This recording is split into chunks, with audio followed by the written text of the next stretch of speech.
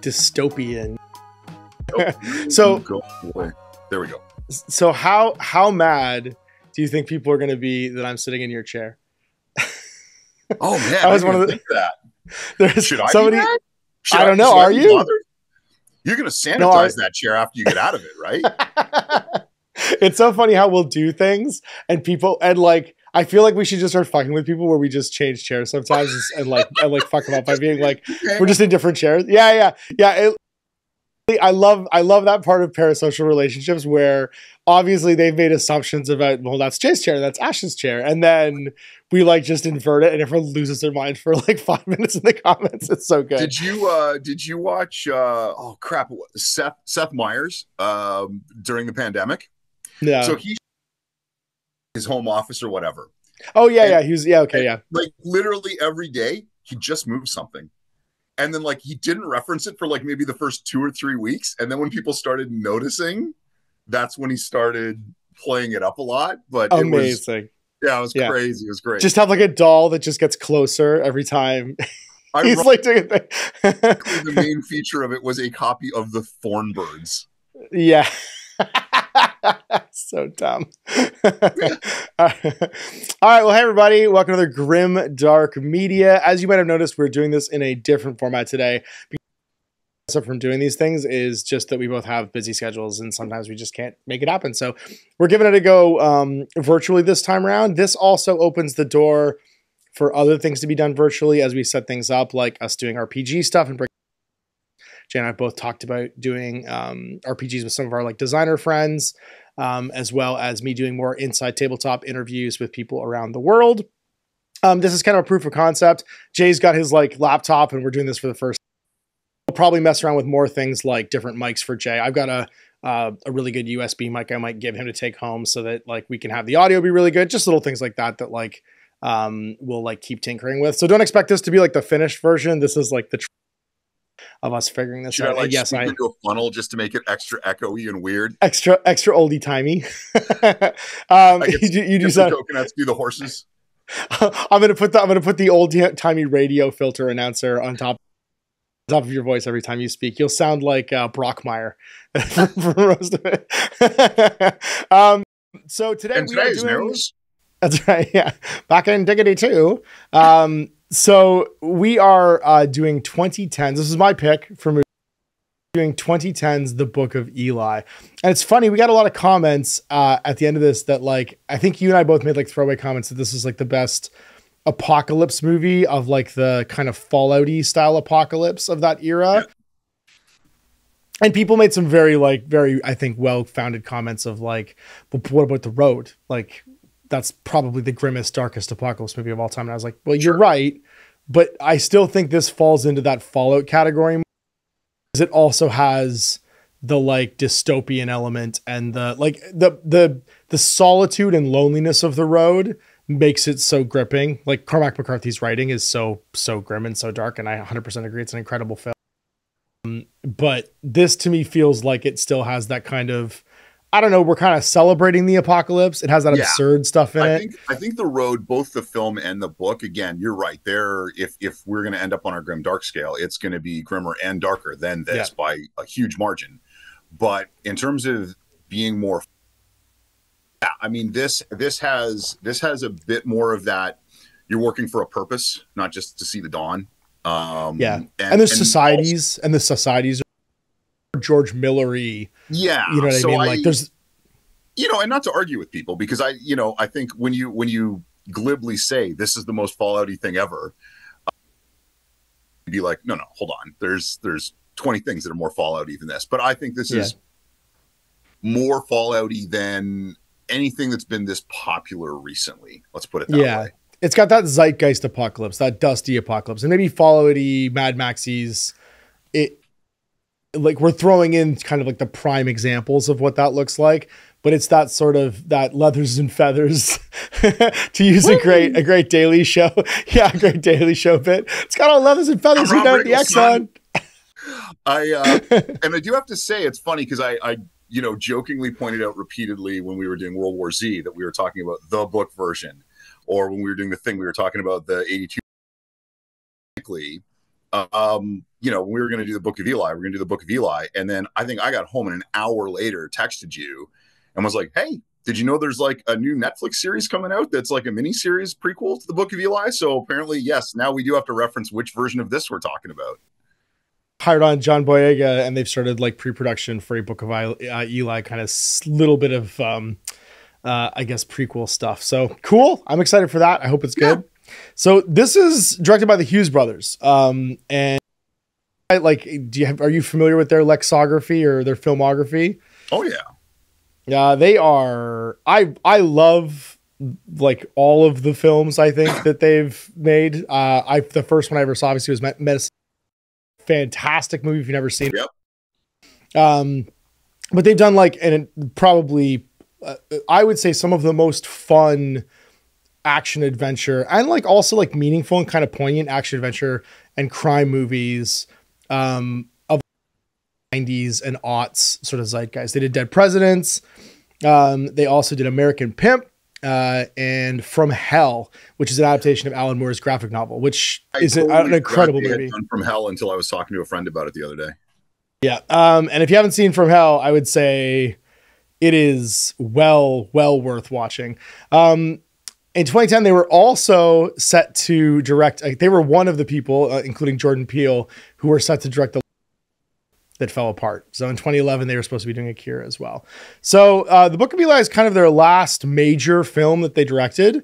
The cast is bananas. I think, and I might be wrong about this, I think even at the time they did Book of Eli, they had stated an intention to separate and stop being the Hughes brothers and basically each do their own independent projects. And do solo work. I think kind of stalled out for them. Yeah. Yeah. So they individual works sort of since then, but as the Hughes brothers, I think this is their last film together. Yeah. So yeah, the cast in this movie is insane. If you haven't seen this film already, like a whole bunch of moments of that guy. But there's also going to be a whole bunch of moments of like, is that? So obviously we have Denzel Washington playing the titular Eli.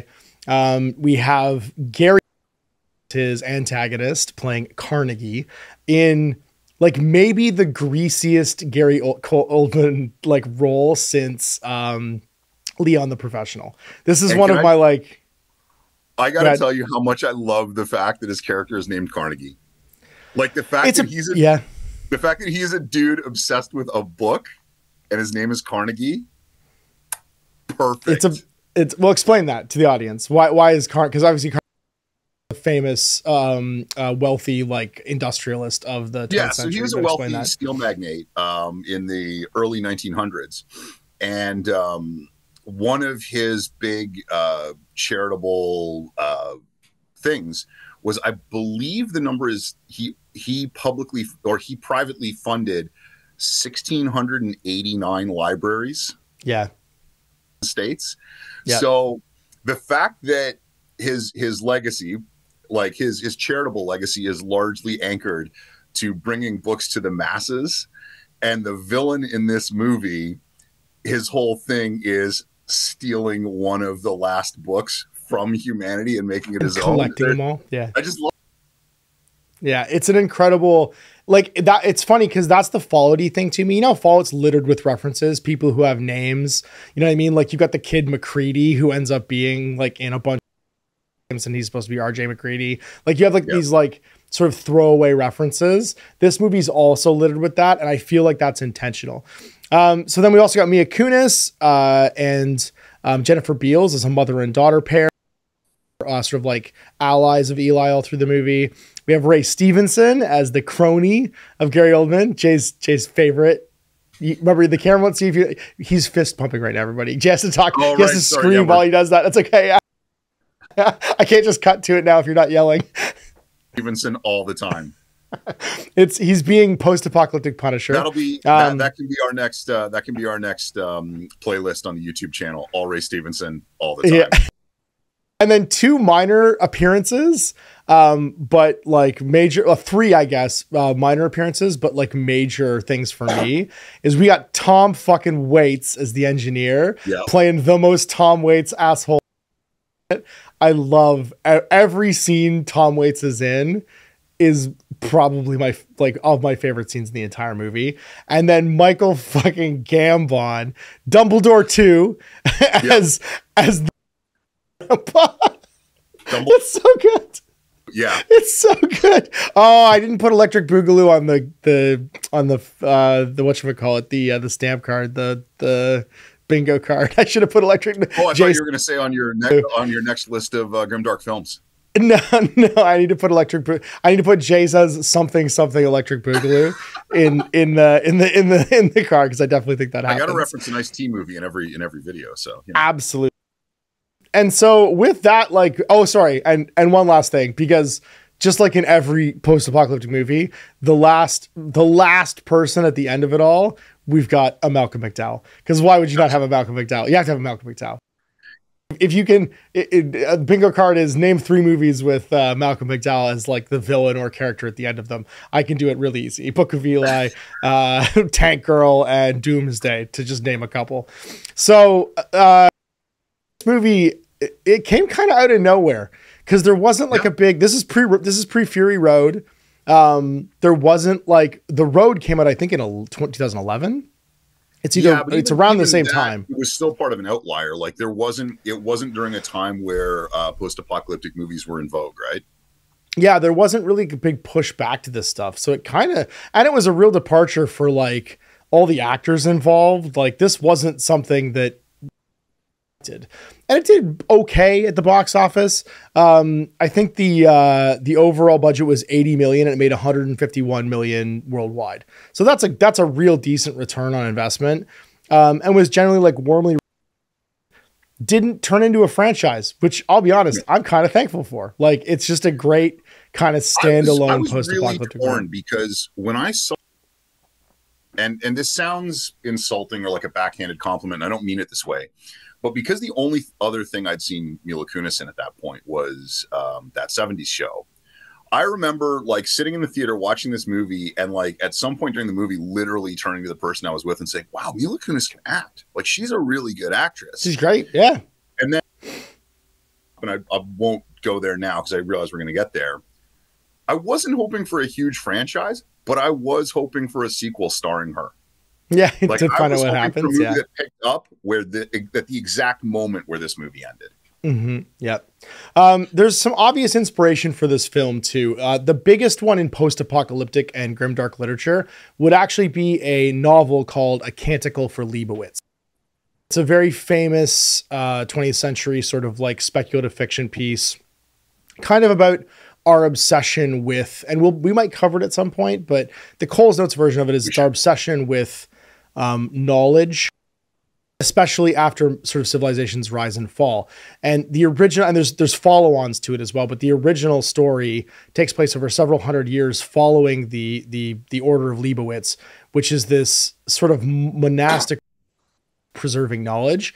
But they become, if you guys understand the concept of the Chinese room, they become a Chinese room for this knowledge because none of them are literate. They don't understand what they're reading. They're simply copying the images of the information. And there's these sort of like slow reveals that some of this stuff is just gibberish. So like some of it is like technical manuals for how to, you know, understand chemistry or physics. And some of it is literally a shopping list on a scrap of paper that's been copied for basically over and over again as this like handmade paper decays and is destroyed and comes back. And so it's kind of a parable. They're looking at words and letters. Sorry, the way they're looking at words and letters, the way we would look if we didn't know them, the way we would look at hieroglyphics. Exactly. They're just images. Yeah. So, but then the obsession becomes with preserving this knowledge. So these are definitely like themes that run through it. And it did get criticized in the movie a little bit for, at the end of all of this is that the thing that's being, or actually not even, it's in the Act 1 basically, is that Eli's in possession of a copy of the King James Bible. And this movie did get criticized as being very pro religion in concept, but I actually disagree with that interpretation because I don't think it's pro religion. it's pro sort of like belief and knowledge, because at the end of the film, I will spoil a little bit of this just to kind of get the point across. It does have the King James Bible put next to the Quran and the Torah. So like you have this, like the idea that it's not about what was being carried. It's about the idea that things can be better and that you can preserve like the idea of things, and that none of these things are better than the others or more important than the others, but that it was important to like keep it along the way and sort of keep that, like in the Brood, they call it the flame. Or do you have the flame inside you? Or are you carrying the flame? It's kind of that same idea of sort of our better nature sort of alive, as opposed to burning it and throwing it away and descending into like the evils of our circumstance. And even towards the end, there's a scene where Eli and Solara are making the last drive out to the coast, and Solara is very apologetic about how everything has ended up the way it has ended up, and how they got where he talks about what he took from the book that he was carrying. And what he took from it is it's not a preachy message. It's not a heavy-handed religious message. It's really just about his interpretation. And the other thing I have to say, I agree with you. Like I don't think it put Christianity specifically up on any kind of pedestal. And I liked the fact that you had the juxtaposition of Eli and Carnegie, because it's, without getting too far into it and offending too many people, I'll just defend the minimum number of people. You had somebody who was taking all the most positive things they could, these words, these teachings, and then you had someone else who was active, like his whole story arc in Carnegie's case is weaponizing that to manipulate people. So you had both and to control people. Yeah. Yeah, exactly. Yeah. I thought that was the balancing factor at the end of it all. And I think we'll definitely come around to that again when we talk about the themes. Yeah. So, and then let's get our weird machete with holes drilled in it. We'll get our Oakleys. Speed holes. I weirdly actually own those Oakleys. I was going to go try and find them and dig them out so I could wear them at the beginning of this, but I actually have the Oakleys that Washington's wearing in that film. They were available at the time of it coming out, and I bought them just because I thought that was amazing. We'll get some KFC wet wipes to give ourselves a KFC wet wipe bath halfway through the movie. Gotta just clean my pits. And our, I guess, S-Mart name tag, and set forth into the post-apocalyptic wasteland in a Bon Voyage.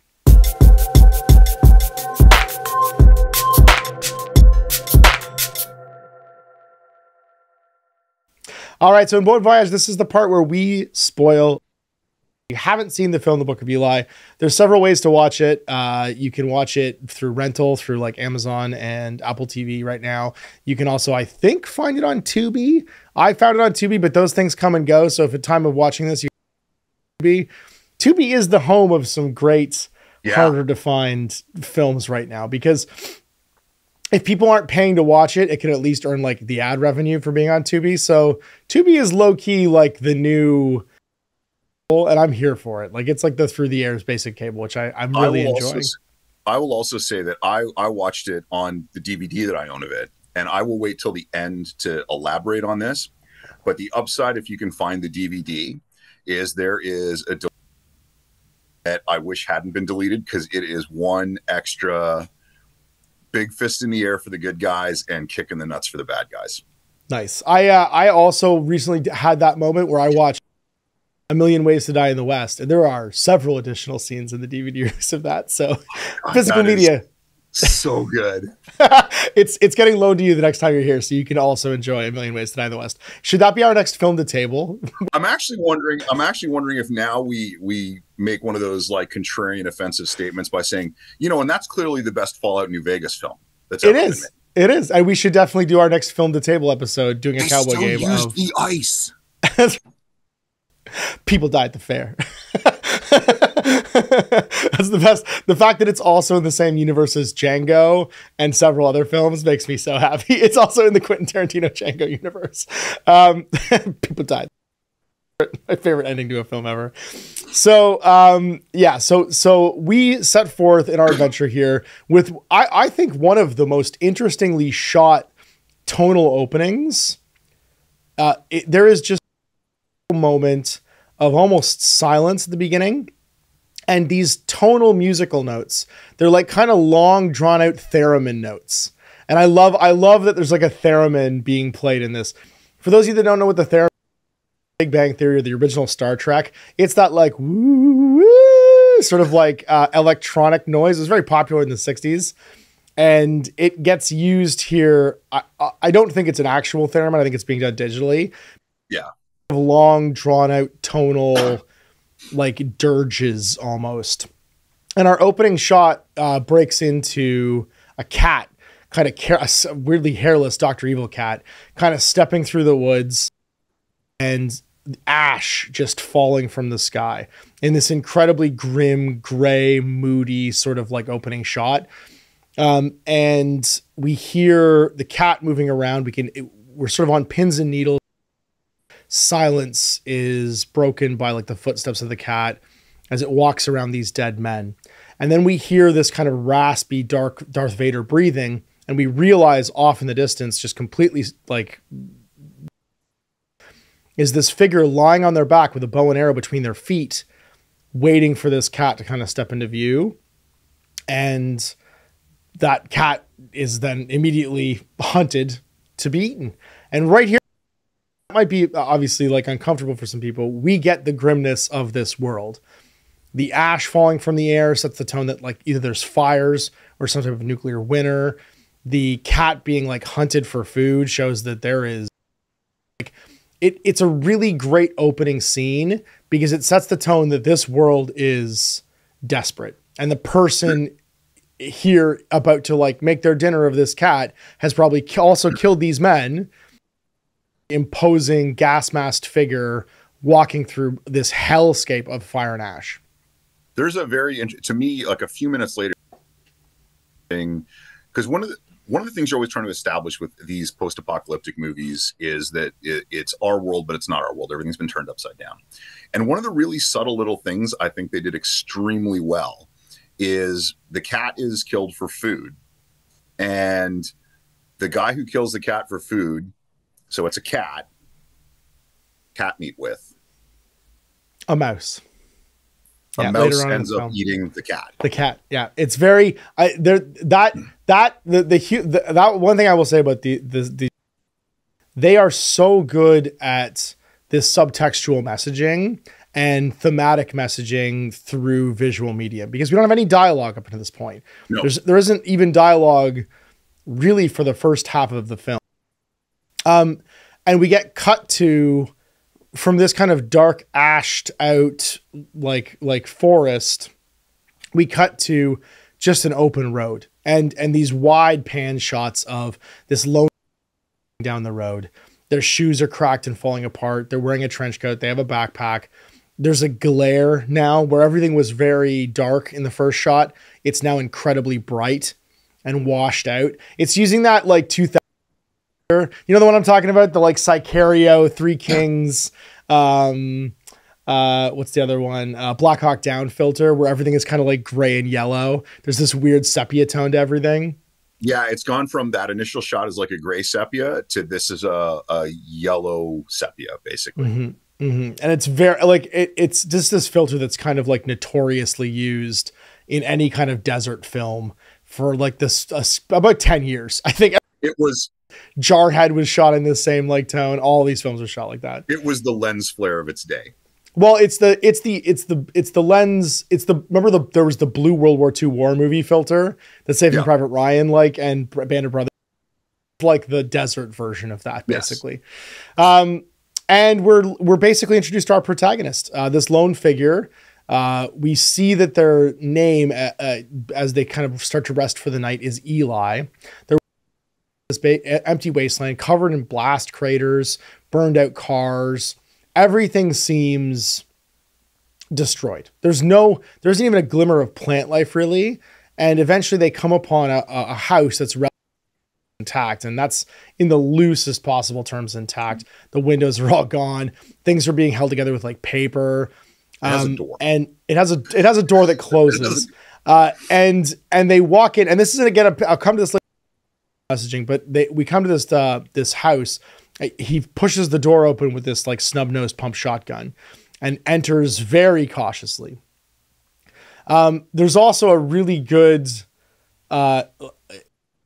movie a second time. You'll find a bunch of plant and payoffs, but as he walks into the room, he bumps into a dresser as he's like exploring with like the nose of his shotgun like pushed out, and eventually he finds in the back, because he can hear like a kind of like a body that is hung seemingly through suicide, and he gets very excited because that body is wearing boots. And he gets to change out his like raggedy ass shoes that we've seen halfway through this. And again, we're kind of like any little bit of good news like that, any moment of like a good thing happening. He does a little dance, like he does like a little truffle shuffle when he puts the boots on. He's like, yeah. Like the first time we hear him like happy dance, he does, because he gets to replace these broken down ass boots that he was wearing. And then he sets in for the night and he cooks his cat. You can see him saving the fat, like the grease dripping off of it in like an old tuna can. And as like night kind of draws in, he pulls out a legally distinct iPod, which is funny because I forgot how big those things used to be. Like when he pulled it out, I was like, holy shit, look at that. I had that moment where I was like, what my kids feel looking at like an old cell phone, you know, like one of those big gray brick cell phones. I'm like, God damn. And that was like the coolest thing ever back then. Yeah, and he plugs it in. It was, he plugs in a little battery charge juice. He puts some music in and he drifts off to sleep listening to just this like most wonderful R&B, like gentle 1950s and 60s soul music. And then snap to the sun like pouring in. Interesting thing about this, if you're watching the movie super closely, Denzel Washington mentioned in interviews later that if you see him like bopping his head, and it is 100% not at all in time to the music, is when they originally filmed it, I think it was his son had recommended the music, and what he was listening, like what he's actually Incubus. Really? And then they felt like that didn't work for the movie. So they put in different music, but it's like Gladys Knight. Yeah. Any scene in the movie where you see him kind of bopping along and you're like, wait a minute, he's got like no rhythm. He's not bopping to this at all. It's because what he's listening to is completely different from what we're hearing in post-production. Mm-hmm. Because yeah, he's listening to like old soul. Like he's listening to like Gladys Knight. Like he's listening to like a Nina Simone sort of like, I think it's Gladys Knight. I should have looked this up, but it's beautiful music. Sets him at an age, and other films, I actually wouldn't have minded him listening to Incubus, because other films set in like a slightly dystopian future have done this great trick where they have like this kind of figure listening to contemporary music. Like when you watch Children of Men and you got Michael Caine and his tortured and destroyed wife smoking weed in like their post-apocalyptic like farm in the woods, and Nuva, and he's just like bopping into like mid-aughts hip hop, you know what I mean? Like, and you see Michael Caine doing this as he's like pounding mid-aughts like British hip hop in the background. You're like, oh, of course he would be, because 2060, right? So of course he's listening to his music from his generation. We just think of him as Michael Caine and think that he should be listening to like a symphony. Sense though, because they frame it, and it's not super important, but it's kind of this constant underlying thing. They do frame it that there is a huge difference between Eli and Carnegie, who both were adults before the apocalypse came, and their knowledge and familiarity with things from the old world, and the entire rest of the yeah, and how far apart that is. So, and again, it's been relatively silent up to this point, but he wakes sort of like with a jolt, with the sun on his face, like waking him up. And he realizes he's fallen asleep with his iPod in and the battery's now dead. And you can tell that music for him was a thing that gave him comfort. Just like finding the shoes, you see him for the first time kind of relax and not be tense and happy as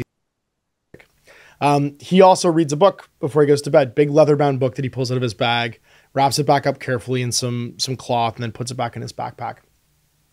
And he sets to wandering again. And the first act of this film is literally introduced to this silent, I would say Ronin-esque figure.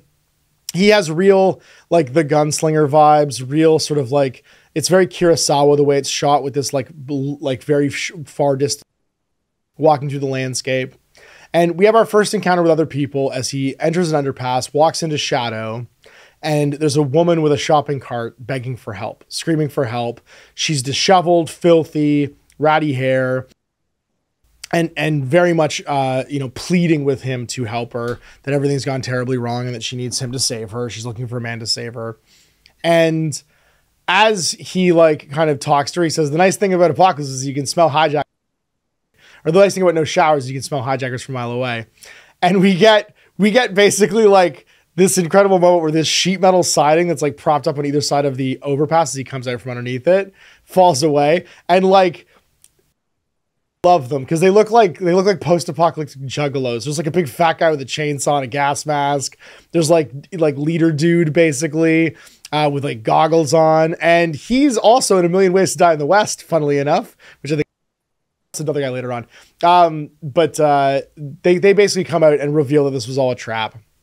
And as this happens, Eli seems completely undisturbed. Like he is. He kind of backs into the shadows, trying to talk them down, saying, "Are you sure you want to do this?" And they're like, "Well, you see, you got a gun there, but you probably don't have any bullets because there's no bullets left."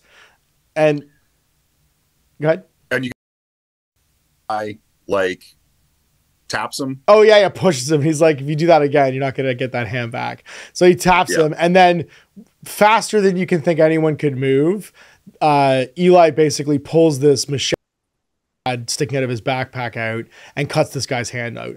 And this guy's hand just goes flying off. He's got a stump of a wrist. He sits down. He's like, "How'd you do that, man?" He's like, "You guys should kill him." And then he gets jumped by these four guys as he backs away into the underpass and just mercilessly kills all four of the rest of them with this machete. No guns, no bullets. They attack him with a chainsaw. They attack him with these like homemade, like makeshift weapons, and he just kills all of them. So I got to say, Slinger vibes off of him. The combination of like 10-15 minutes of complete silence where he says nothing, and then him being very factual in his descriptions to these guys of what's going to happen, followed by this intense but completely emotionless violence. That's where I got Sergeant Todd vibes off. A little bit, yeah, a little bit. I also got Six String Samurai vibes, because if you've never seen Six String Samurai, that's another fit. That is a whole other. God, we should do Six String Samurai. Movies we should do. There's every one of these videos is just a list of what we should do next time. Like Space Hunter, Six String Samurai. There's like so many great movies we can get to. And then the woman's like, "Please take me with you." And he's like, "You got any water?" And she gives him the water, black water, and he gives it back to her and says, "Can I come with you?" And he goes, "No." And he just keeps walking. And so now in our like character development arc, we also realize not only is this person kind of like this lone hero, he's also dangerous, like to the point where like these four people who clearly have survived however long they've been alive hunting and killing other people hadn't even like the breath of a chance against him. He them as like they try and stop him. It was less difficult for him, for reasons that we'll also get into later, but it was less difficult for him to kill these four guys than it was for him to kill the cat. That's right. Yeah, absolutely. And he wanders into what seems to be a like almost impasse for him. There's this sort of another overpass, but it's been bombed out and collapsed. And as he comes to the edge of it, he hears a sort of like what we would consider to be life that we've heard this whole film. There's two people pushing a shopping cart and talking, and in the distance we hear the rumbling of engines. And as he sort of stands on this overpass, the cross, we see this other couple pushing this shopping cart full of their possessions be attacked by three figures and killed for their possessions. They basically do terrible things to the couple, take all that they have, motorcycles, and take off. And this is the Million Ways to Die in the West reference, because the leader of the motorcycle gang is one of Liam Neeson's cronies in Million Ways to Die in the West. And this is also one of the foundational moments, like when we get to that moment at the end I was talking about. This is one of those foundational moments where they lay a foundation so that you can see character development in. As this is all happening, he sort of ducks below the parapet of the rubble on the overpass, and it's not an inner monologue. He's actually talking out loud about, I should help these people. No, you got to keep going. This is not your thing. Don't get involved. Stay the path. Stay the path. Don't get involved. And he's clearly having this moral dilemma about whether or not what he's haven't really established yet is more important, or if helping these people is more important. Yeah. So he doesn't help them. He goes down and checks their bodies afterwards. You can see he's a bit conflicted about the fact that he didn't help these people. And he continues on his journey. So now we know 3 things about him. We know that he's alone. We know that he's insanely dangerous. And we know that he's only dangerous when he has to be, to whatever his mission, whatever he's trying to do needs to be more important than the sort of like little things that happen around him. He's on some kind of quest. So now he arrives at a town. This town is our first sort of settlement that we're encountering. It is just as messed up as the rest of the world. And it's funny how, like, I don't know if this is just like a post-apocalyptic thing. Why does no one ever clean stuff up? You know what I mean? Like, just like piles of mattresses. You would think if people got together enough to build some kind of civilization, they'd clean up a little bit. You know what I mean? Like, there's like piles of stuff everywhere. Like, you would kind of get together and try and make your place a little bit nicer, I would think. But, sort of like post-apocalyptic middle of nowhere crossroads town. Like, it looks like an old West town that has fallen into Fallout or Mad Max or whatever. It's the first town from Fallout New Vegas. It is. It's was Goodsprings. It's Goodsprings. Yeah. Except it's not very good. I was going to say maybe it's Bad Springs. Yeah. And in this moment, as he arrives, we cut to our other lead, which is Gary Oldman. And now we're in antagonist. This character is sitting in what looks like kind of opulence, like it's faded opulence, but he's at a boardroom table in a big high back chair with his feet up, and he's reading a book. So again, for anybody who hasn't seen this movie but might have seen something else, he feels very much in this moment, even though this other thing I'm going to reference comes later, he feels very much like Al Swearingen in Deadwood. Like, he is above his bar. The bar it serves rough people and it's in a rough place, but upstairs where he lives, no, it's pretty nice. And the Al Swearingen from Deadwood thing is an excellent comparison, because he's also a rough man aspiring to heirs. Like, he has an aura of threateningness to him that's like kind of got a veneer of grace over top of it. Because he's so to the world around him and the kind of like degenerate attitude of everybody sort of around him, that you can't help but think that this person has to be dangerous, because there's no way they could exist and have these dangerous people be in deference without having something. They have to have some kind of power or control or danger or threat to them to make the people who we just saw are the road gangs be so like deferential to them. And the road gang that Eli witnessed kill the 2 travelers and says, "We did good for you," and dumps a huge bag of books on the table. We're also introduced to Ray Stevenson's character, Hey, Ray Stevenson, whose name is, he is obviously the security boss for Carnegie.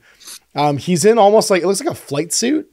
He's wearing like a green, like Air Force flight suit. And both he and Carnegie are markedly older than everyone else around them.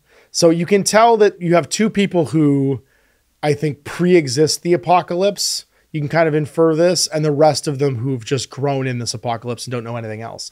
And they have that conversation. I think this is actually the scene where Redridge, I don't want to say criticizes, but questions why Carnegie is sending a bunch of people who have no idea how to read out to find books. That's right. Because as Gary Oldman goes through the books, he said, "We did good, right?" And it's not there. He goes, "It's not there." Obviously, Gary Oldman's looking for a particular book, and this book is not here. The books that they found are just kind of like novels. There's like 1 or 2 like little textbooks and some magazines, but you can see the disappointment. I think this, the cat being fed to the mouse, this is another one of those really subtle little things that's so good, because this is the first allusion to what the book he's looking for is, because they dump all this stuff out and like almost everything is books or magazines that Airport Bookshop, right? Like this does not look like they raided a library. This looks like they raided, and it's not going to be an Airport Bookshop, because as they leave, the last thing that they give to Carnegie is a small travel shampoo. Yeah. And it gives you an early hint as to where they're looking for books. Tip about where would I find a lot of copies of the book that he's looking for. They're looking in like motels, hotels, pharmacies, hotels, airports, wherever they can go. And it's not there. As you said, the last thing that they find is this tiny bottle of travel shampoo, or like a hotel bottle of shampoo, like this little like one-use shampoo thing. A hotel bottle of shampoo. Yeah. And Carnegie goes, oh, this is a treat. And says, you know, go water and booze and women as you can stand. And he rewards them. And he says, we'll find that book for you. And they all head off downstairs. And that's where he and Ray Stevenson have this moment where Redridge and Carnegie are debating. You're sending people who can't even read to look for a book. Like, just a book. It's power. I need this book. I have to have this book. It will be worth it. I need the words. If I had this book, I would have the words. And this one little shitty town that we can control would turn into all of them. From hundreds and thousands of miles around, if I had the words. I've seen the power these words have. I need this book. And so, cut from that back to our lone figure wandering into town. There's all kinds of things going on here, but the place that he wants to go is a little sort of like shop to the side of the road. Because what he wants out of this town isn't anything the town has. He just wants to move right through. He needs two things: water, because he's been all the time, and he wants to charge up his iPod. You can tell that this iPod, like the music, the comfort he got from that music, was incredibly important to him. And so he goes into this little mechanics shop / like what you would think of as being made. So it's like a thrift shop. It's people trading items, right, and bartering with each other. And we meet, oh God, I love him so much, Tom Waits, the engineer. He never gets a name. He's just the engineer. And he's sitting behind the counter smoking and being Tom. He's the most... He's just being Tom Waits. That's all he's just playing Tom Waits. Does he know he's in a movie? Probably not. Like, I don't know. They just probably found him at a bar. He was probably dressed exactly like that when they probably didn't have to do anything to like change it. I'm sure the Hughes brothers were like, hey, if you just want to sit in a and just talk to Denzel Washington for a second and try and get him to trade for something. It's incredible. Oh God, I love Tom Waits so much. Why don't I'm going to listen to some Tom. So the whole scene is basically them trying to exchange so that he'll charge this iPod. And as they walk in, he thinks he's being robbed, first of all, because Denzel Washington walks in armed. He pulls a shotgun on Denzel Washington, and Denzel just puts his hands up and walks over to him and says, I'm not here. I just want to trade. He goes, I don't know you. He goes, I don't know you either. And he walks up, and we have another one of these, like, how dangerous Eli is moments. Just grabs the shotgun and flips it around in like a single motion faster than the eye can see. And then just like flips it around and hands it back to me. He's like, are we good? And we have this another moment where like at any moment, Eli is completely in control of the situation. Can't handle even just like diffusing the situation. And then also he's really good at diffusing a situation. Like he's very personable and he seems kind of wise almost, because he takes Tom Waits, who doesn't trust him, and instantly does something to trust him. He takes the shotgun away from him and points it at him, but then it instantly just flips around and goes, are we good? I just want to trade. Like, I'm just showing you, I could kill you anytime I want, but I want to trade. He manages to simultaneously be visibly incredibly dangerous while projecting being. That's right. Yeah. He's calm. He has that. He does. I think Denzel does this better than almost any actor alive. He does this thing where it's cat-like. It's motionless to violence. You know what I mean? Like he has this, and also like dispassionate, like all the violence is very dispassionate too. He's not yelling. He's not intense. His audition to play Edward McCall in The Equalizer. Yes, basically. Yeah. Cause I think The Equalizer came out after this, didn't it? Or it's him doing Creasy, right? He's being Creasy again from, what's that movie called? Man on Fire. Man on Fire with the greatest last ever made.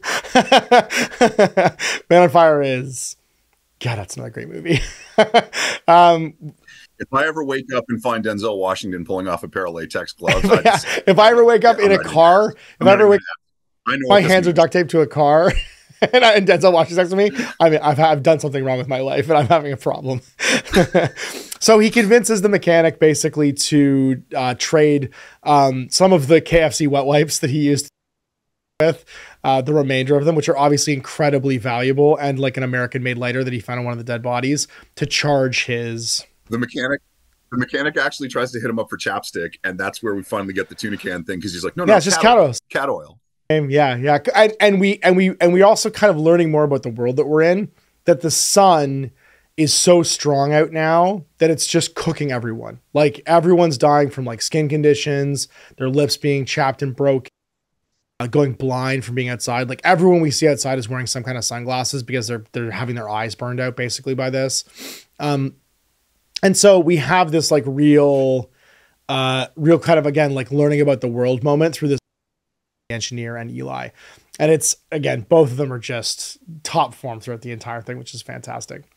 So the last moment is, well, you can go across the street to the Orpheum if you want, which is a beautiful in the United States. So the Orpheum in Memphis I used to go to. I think we saw the Rocky Horror Picture Show there, a bunch of like things, beautiful theaters. And it's where Carnegie has set up his little empire. He runs the town out of the Orpheum. It is the Gem Saloon from Deadwood. And it has, like it's a brothel. You can get water there. You can drink liquor. You can do whatever you want. But this is like the place where everybody congregates and you get the good stuff. And Eli goes, no, I'm good. I'll wait. And Tom Waits goes, trust. I'll wait. And so he's getting his iPod charged. He's super, super happy. And we cut back and forth a little bit. And then eventually we have our inciting moment where he decides he is going to go from the Orpheum. And as he crosses over here, we're having these like sort of realization moments with him, because as he's sitting waiting for this charging to happen, the biker gang rolls back in and has their conversation with Carnegie, and we see him witness this. And this is kind of his like call to action. He seems drawn into the confrontation that's about to happen. Like he regrets not having intervened in and killing the travelers. And so he decides he's going to go walk into the theater just to have a look, maybe. Like we know he needs water and he knows he can get water there, but also these bad guys that he led do a terrible thing are there. And so he wanders in. Everyone stares at him. We have our like perfect saloon moment, and he goes to the bar, says, I'd like some water. He says, that's a good stuff. Well, I'll trade for it. And he's, what can you trade? He says, I'll trade this. And he hands him, I can't remember what he hands him. What does he trade him? I don't remember now. Oh, is this the no, the lighter and the wet wipes were at the engineer's thing, but he trades something else. It's something that was like relevant. Oh, it was a scarf. His scarf and his gloves. He takes off, he has like an Afghan scarf, and he takes that off and trades a pair of gloves, and he says, this will get you half full for your canteen. Just sit and wait. And then he calls out Mia Kunis. This is the first time we see Solara, who is obviously like wait staff in this bar, and he gives her a water card and says, go get this filled. The thing I love about this scene, and it's you need to be watching on a big, you've got your light turned fairly high up, but when Solara comes out, the first time her and Eli are interacting on screen, another kind of Hughes brothers wink and a nod. There's a movie poster on the wall. Oh, no way. Is there really? That's incredible. That's another class. That's an absolute classic. If you ever want to see my in the weirdest role ever, Boy and His Dog is fantastic. Is that? Hey, Don Johnson, you usually play. Oh God, Don Johnson, no! Why is your dog psychic?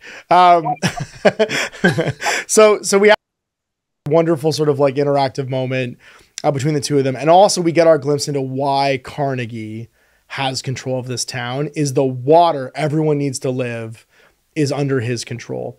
Yeah. The bartender has this like, which is obviously like a pass to say people can or can't have water. And he goes, oh, you want the good stuff, implying that like the booze is actually almost free. It's the water that is valuable.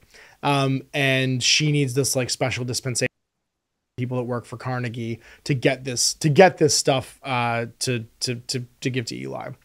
And so she wanders off to go do this. As he's waiting at the bar, there's a cat that jumps up and tries to like kind of get to Eli's stuff. He shoos it away.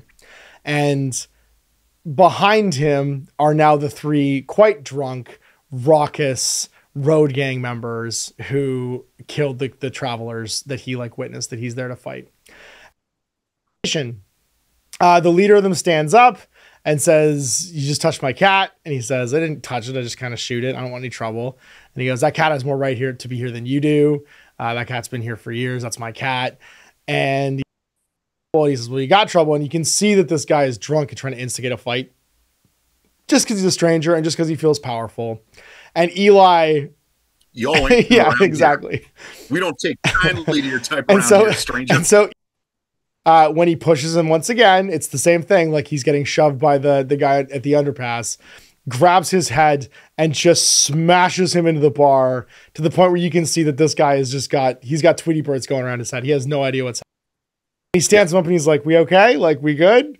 I don't want any trouble." And you can see everybody in the bar dead silent staring at him now. And this guy is like bleeding from his face. He's like, "Yeah, oh yeah, okay, yeah, we're good." And then as he just collapses like a bag full of hammers, like just falls down, and the whole place erupts into violence. And Eli does what Eli does in this entire movie. He takes out an entire like brothel of like 20 or 30 thugs, kills about half of them before he isn't so much restrained as Carnegie kind of like, and the rest of his men emerge from up top with their guns all pointed down and just say like, "Enough's enough. Like, we're done. No more violence. Finished." Isn't the moment where he actually stops when Solara comes back and just says, "Oh my God, please stop." And that's true. Yeah, he does. Yeah. Cause he's about to kill a guy with a hammer and she's like, "Please stop. Please don't do that. Please don't kill that guy." She's just gonna he's got a claw hammer he's about to kill a guy with. Yeah, we do get the impression this might have kept going if she hadn't arrived back. And then Carnegie appears at the end and says, "Let's talk." And so he comes upstairs, he's cleaned up, and they offer like a place working for him. Carnegie recognizes this person is incredibly dangerous and that he could be useful and wants to convince him to stay. And so he offers him a place for the night. "We'll send you along the way if you want to stay, and we'll give you hot food and just like shelter for the night." And he says, "I just want to leave." He's like, "Well, it's not really negotiable." And Ray Stevenson goes, "It's not really a question of whether or not you should stay. Like, you're staying." So what I love here about Carnegie being played by Gary Oldman is Carnegie starts off very politely making this offer, and Eli starts off very politely declining the offer. Like, there's not a ton of hostility and menace in the air, but by the time it becomes obvious that Eli can't leave, Gary Oldman is basically doing his Dracula bit from Bram Stoker's Dracula in '92 with Renfield, or not Renfield, exactly. Harker. Sorry. Jonathan Harker, yeah, he's both charming and menacing at the same time, exactly. And we get this wonderful sort of like it's almost like a duality at one person, where he can be smooth and charming at one point and horrifying at the next. And we see this in all of his interactions with Jennifer Beals too, which is Solara's mother, and it cuts to Eli basically going for the night and kind of like trying to secure it as best he can to make sure nobody comes in and kills him while he's sleeping, because he does not trust any of these people.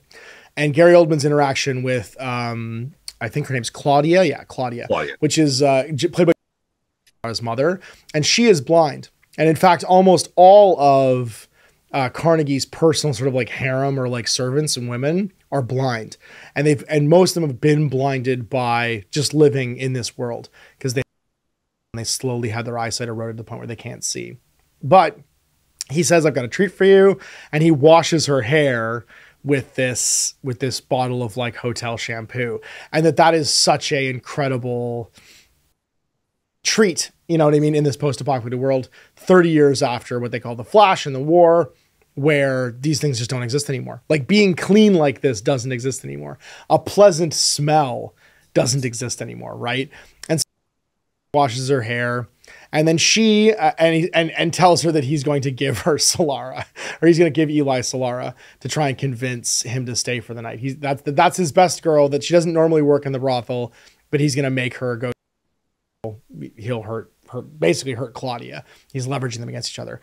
And that duality of like what a monster he actually is and what he's willing to do to get what he wants is no more apparent than this point where she takes some food and basically has her daughter served up to Eli to try and convince him to stay, to be like an enforcer for Carnegie. And we get another plant and payoff in this moment too, where as the food's delivered, you can see Eli is kind of like up against the wall, being in the room. And as she's about to leave, he asks how long she's been blind for. And she says all her life, that she was one of the ones that was blind before the war. And he goes, I like your perfume. And she goes, it's just shampoo, but thank you. And then leaves. And they have this like really kind of like other moment, and you don't really realize what it means until later. But because she says, I need you to speak, I need you to say something so I can tell where you are, because she's telling him that she's blind.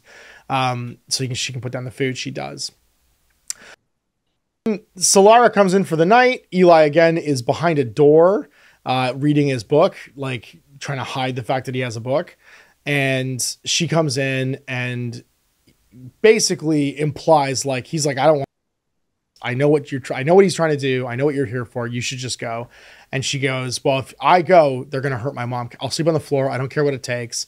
Can I just spend the night and tell them I did a good job or whatever, but that you can't stay? They work out a deal so that no one hurts Claudia, and that Solara basically doesn't have to leave and say that she failed and have Carnegie like freak out and hurt somebody. And again, we haven't reinforced what kind of peril these women are in.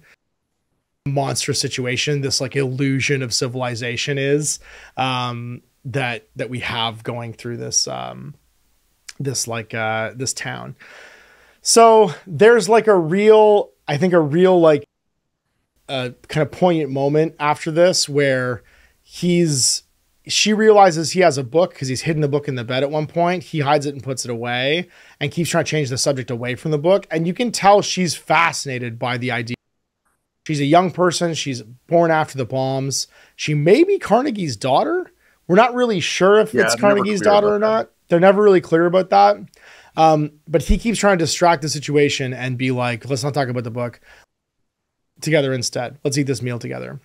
And she's kind of like unaffected, but as he offers her food, she kind of changes her tone and gets distracted, because this is like something nobody would really do. In this world, giving up food would be unimaginable, really exist in like large amounts.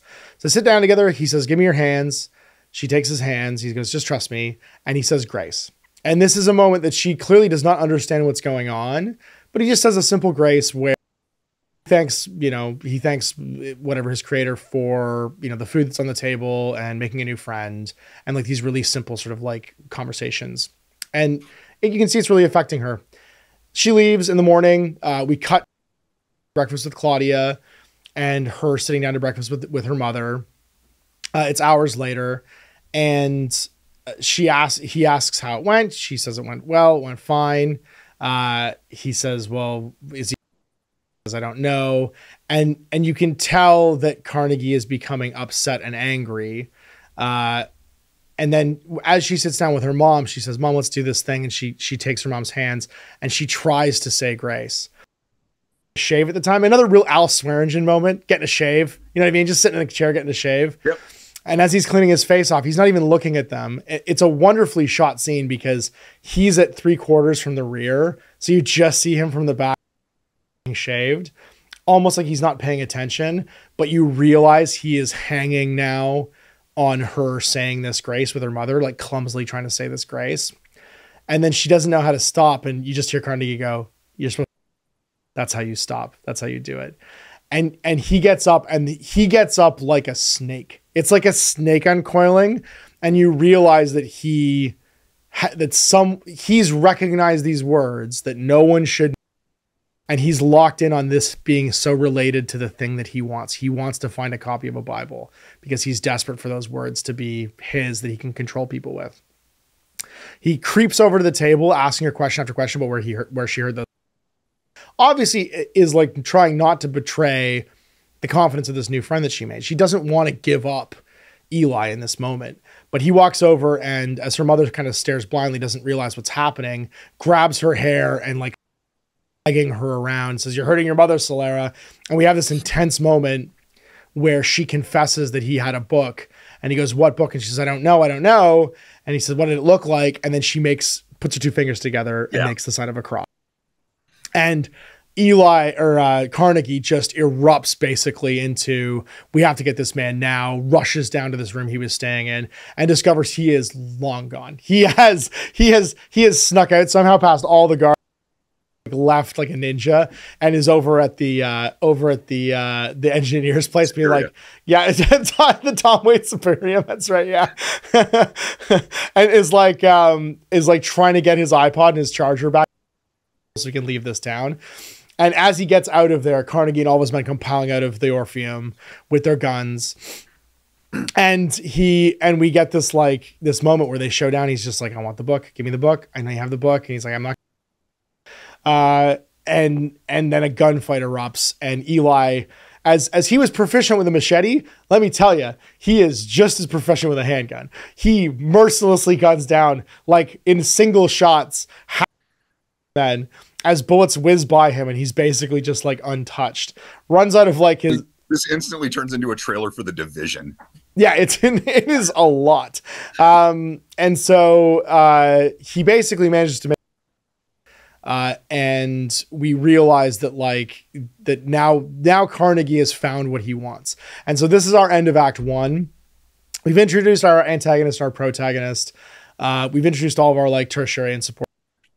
And the chase is on. Carnegie is after this book. Eli has this book, and it's a race. We're in a race down the like dusty post-apocalyptic roads. So enter into the escape the town, and we have Solara basically feeling guilty, wanting to escape and go after Eli because she's made this friend. Finds him, says, "I can get you out of here. You can come with me." Hides him in the water, a spring. You realize this used to be an attraction. This used to be like a place that was school children were taken to teach them about natural springs. And that the thing that Carnegie has that he's built this entire town around is he was a school kid. This is a child, and knew what it was, like knew where this thing was and what it was, and is able to like harness basically this knowledge into building an entire civilization around it. Laura, and locks her in the he says, "I think I left my sunglasses in there," and then locks her in as he leaves so that he can go on alone because he doesn't want to take her with him. He doesn't want to put her in danger, or he thinks she's gonna be dead weight. We don't really get this at this point, and takes off. And so we have Eli. And most of what we cut to is the preparations for assembling a search party. Carnegie has been wounded in the gunfight. He gets hit by Eli's shotgun in the knee. And even though he's in great pain, he's having all this like lead shot pulled out of his leg. He gets Ray Stevenson's, what's his face? Oh, geez. Redridge to assemble a party, all the remaining men, all their cars, all their everything. It'll all be worth it if we get this book. Redridge doesn't really believe him. He says, "We're going to do this. I'm going to risk my life trying to get this guy because this guy is like the most dangerous man on earth, apparently." Redridge is clearly pretty sure that Eli's got all their numbers. Like you can tell he does not believe that he can actually stop this guy. In that gunfight, Redridge, at the very end of it, Redridge has an opportunity to probably gun Eli down, right? Like he's last man standing. He's got his gun up. Eli hasn't taken him out, and he just doesn't shoot. Just lets him go. Which is also the only reason he survives that gunfight. Yeah, because Eli doesn't kill him and he doesn't kill Eli. They kind of have this like, it's almost like a moment of like recognition with each other where it's like game recognizes game. And this is another one of those hint moments, right? Because Eli doesn't shoot anybody, he shoots back at everybody. Yeah. So Redridge doesn't shoot anybody. And we don't really understand what either of them is recognizing at this point, but they take. And the chase is on as we get heavy into Act 2. Solara also decides she's going to leave no matter what, even though she doesn't have Eli with her, and like heads off in pursuit. And as she is trying to find Eli, the shopping cart lady comes back. The lady that was like trying to dupe Eli with her shopping cart going, please help me, please help me. She finds her in this like wasteland of like old, it looks like old like cistern brown concrete tubes laid out everywhere, a bunch of other junk like a construction site. And she goes, "Oh no, honey, I don't need your help." And she's like, "No, I'll help you. Like, let me get your card up. Let me see what I can do to help." And you can see how naive Solara is town and how she is raw material in this world still. She's not hardened and embittered by it. And while she understands the rules of Carnegie's town, she does not understand the rules outside of its borders. Because the woman is just like, no, honey, you keep going. You go, you get out of here. And is clearly trying to warn her without warning her that something bad's about to happen, because then two new men erupt, because you can see that she's basically just found a new gang and assault and attack Solara. As they're about to kill Solara, one of them gets arrowed right in the dick, which I think is very funny. Like, as he's basically about to like assault Solara, and out of his crotch, he looks down and goes, "Oh!" and then the other one eats an arrow and falls down, and they both die. It is one of the one moments where I'm like, the payoff later on in this movie, I don't know how he shot. maybe he shot towards the belt buckle. I don't really know what he was shooting at, but it's very funny that he gets shot in the dick. Yep. Through the sternum. Like, that guy had his spine and pelvis shot through. It was incredible. Shooting rapists in the dick isn't just for RoboCop. Yeah, it's true, but it was from the back, which means that bow and arrow, that's like a 500-pound pull on that bow and arrow if it went through there. It's pretty incredible. So if she, the woman, the shopping cart woman, runs away again, and Solara hugs Eli, and we realize the two of these people are basically bound together at this point. They're not gonna be separated. They spend the night inside a cooling tower for a nuclear. Very interesting. That was the safest place to stay, was inside a cooling tower. And he kind of explains the book to her. He explains what this book means, what his quest is, and why it's so important that he keeps going west. Because he keeps saying to himself, "I need to go west. I'm just heading west. I'm going west." And it was that these books, after the war, people destroyed them because a big part of the war, people books like this. Yeah. They blamed it on books like this, not necessarily this particular book, but all the books like this book were what people blamed for the war, and so they were burned. And he found this one in the rubble. He was just trying to survive.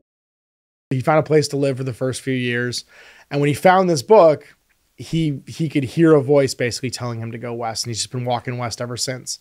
And his entire life has basically been carrying this book and going west with it. And that he reads it every he recites a verse from it to her. She is visibly moved by the book, and then they go to sleep. Just previous to this, we realized that the kind of chase is off for the rest of the day. Carnegie, the remnants of the ambushers, they find Dick Arrow guy and realize like the sun's gonna set. We'll make up the time the next day. They camp for the night, and the race resumes the next morning. We get probably my favorite scene of the whole. Solara and Eli come upon Grandma and Grandpa's house in the apocalypse. It's just this like, it's this kind of like rundown colonial home in the middle of a desert. They go and knock on the door, are immediately into a pit in front of it, and we're we're met by the kindliest cannibals of all time. I love them so much. It's Michael Gambon and what's her name? You recognize her. It's Frances de la Tour as Martha. Frances de la Tour and Michael Gambon. They invite them in for food. They say, "Oh, Frances is like, oh look, they're starving. Bring them in. Let's get them something to eat." And you can see that as they sit down and listen to some music, which is very funny. They have like a gramophone that they're playing music on and drinking some tea.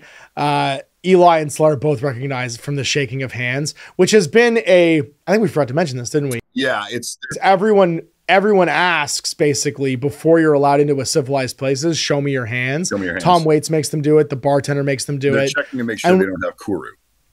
That's right. That they don't have the shakes from cannibalism, basically from eating, and that they're not cannibals. And if there's even sorry, go on. Oh no, you go ahead. Sorry.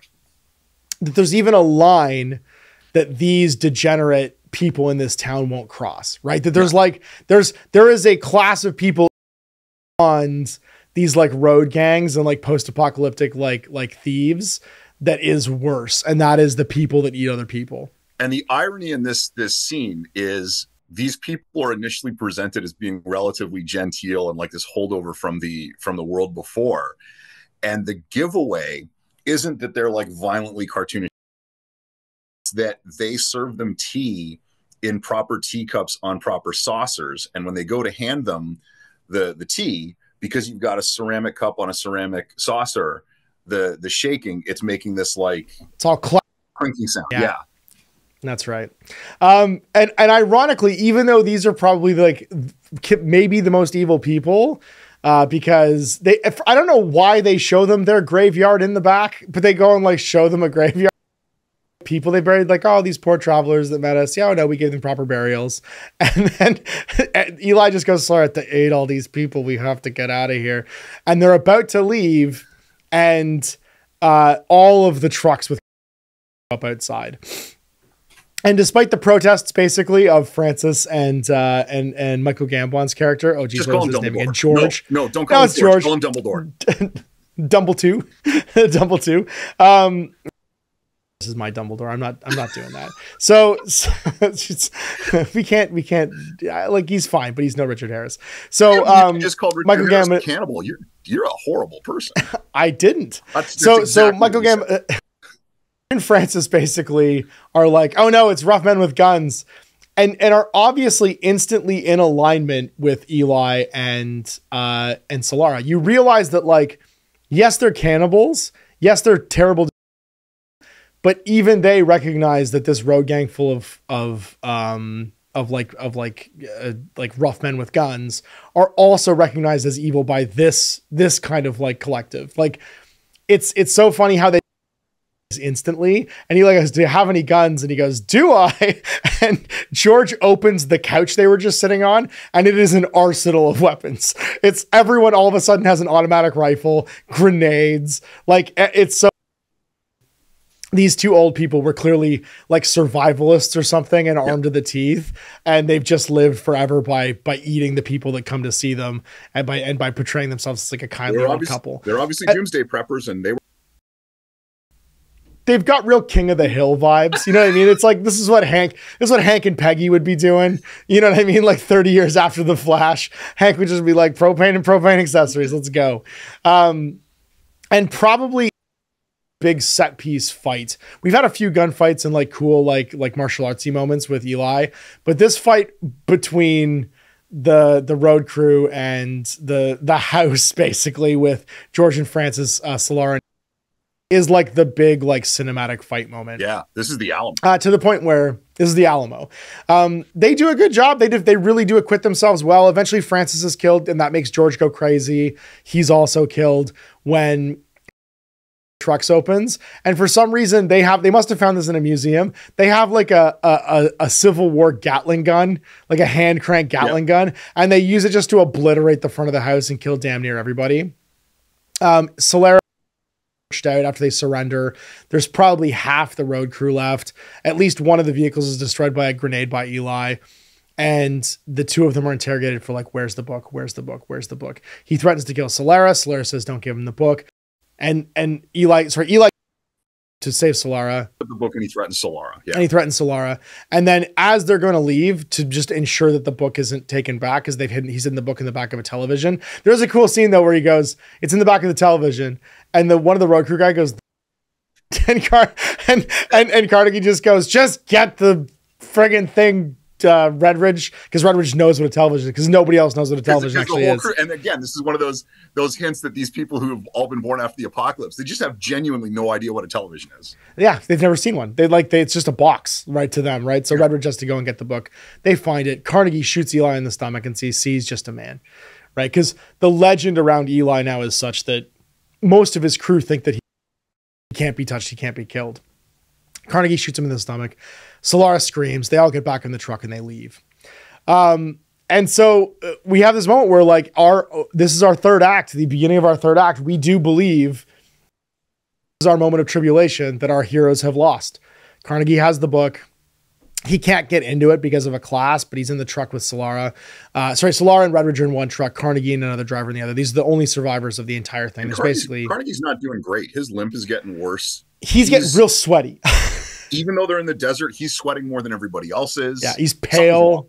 Yeah, and well, the bandage on his leg has gone from like a bit bloody, from clean to a bit bloody to like and brown. Like it's not looking good. He's been out here for 2 days with this like leg in really rough shape. And so as we move forward, Eli has disappeared. We're basically only on to the third act, and Solara is listening to Redridge talk. She is defeated because she thinks that Eli is dead. She's obviously really distraught and also like crushed. The kind of like moment of where she snaps and follows her call to action is Redridge is in the front playing with Eli's machete. He's taking Eli's machete. He's opening it up. He's like looking at it and goes into the front of the dash. And I know this is Jay's least favorite part because he's like, why did you do this? I'm so angry about this. You were Titus Polo. You were the Punisher. Why are you being so careless with that machete? This machete ends up being his undoing. You, Ray Stevenson. Funny how we don't really get a Ray Stevenson Eli fight that we've kind of been thinking it's building to the entire time.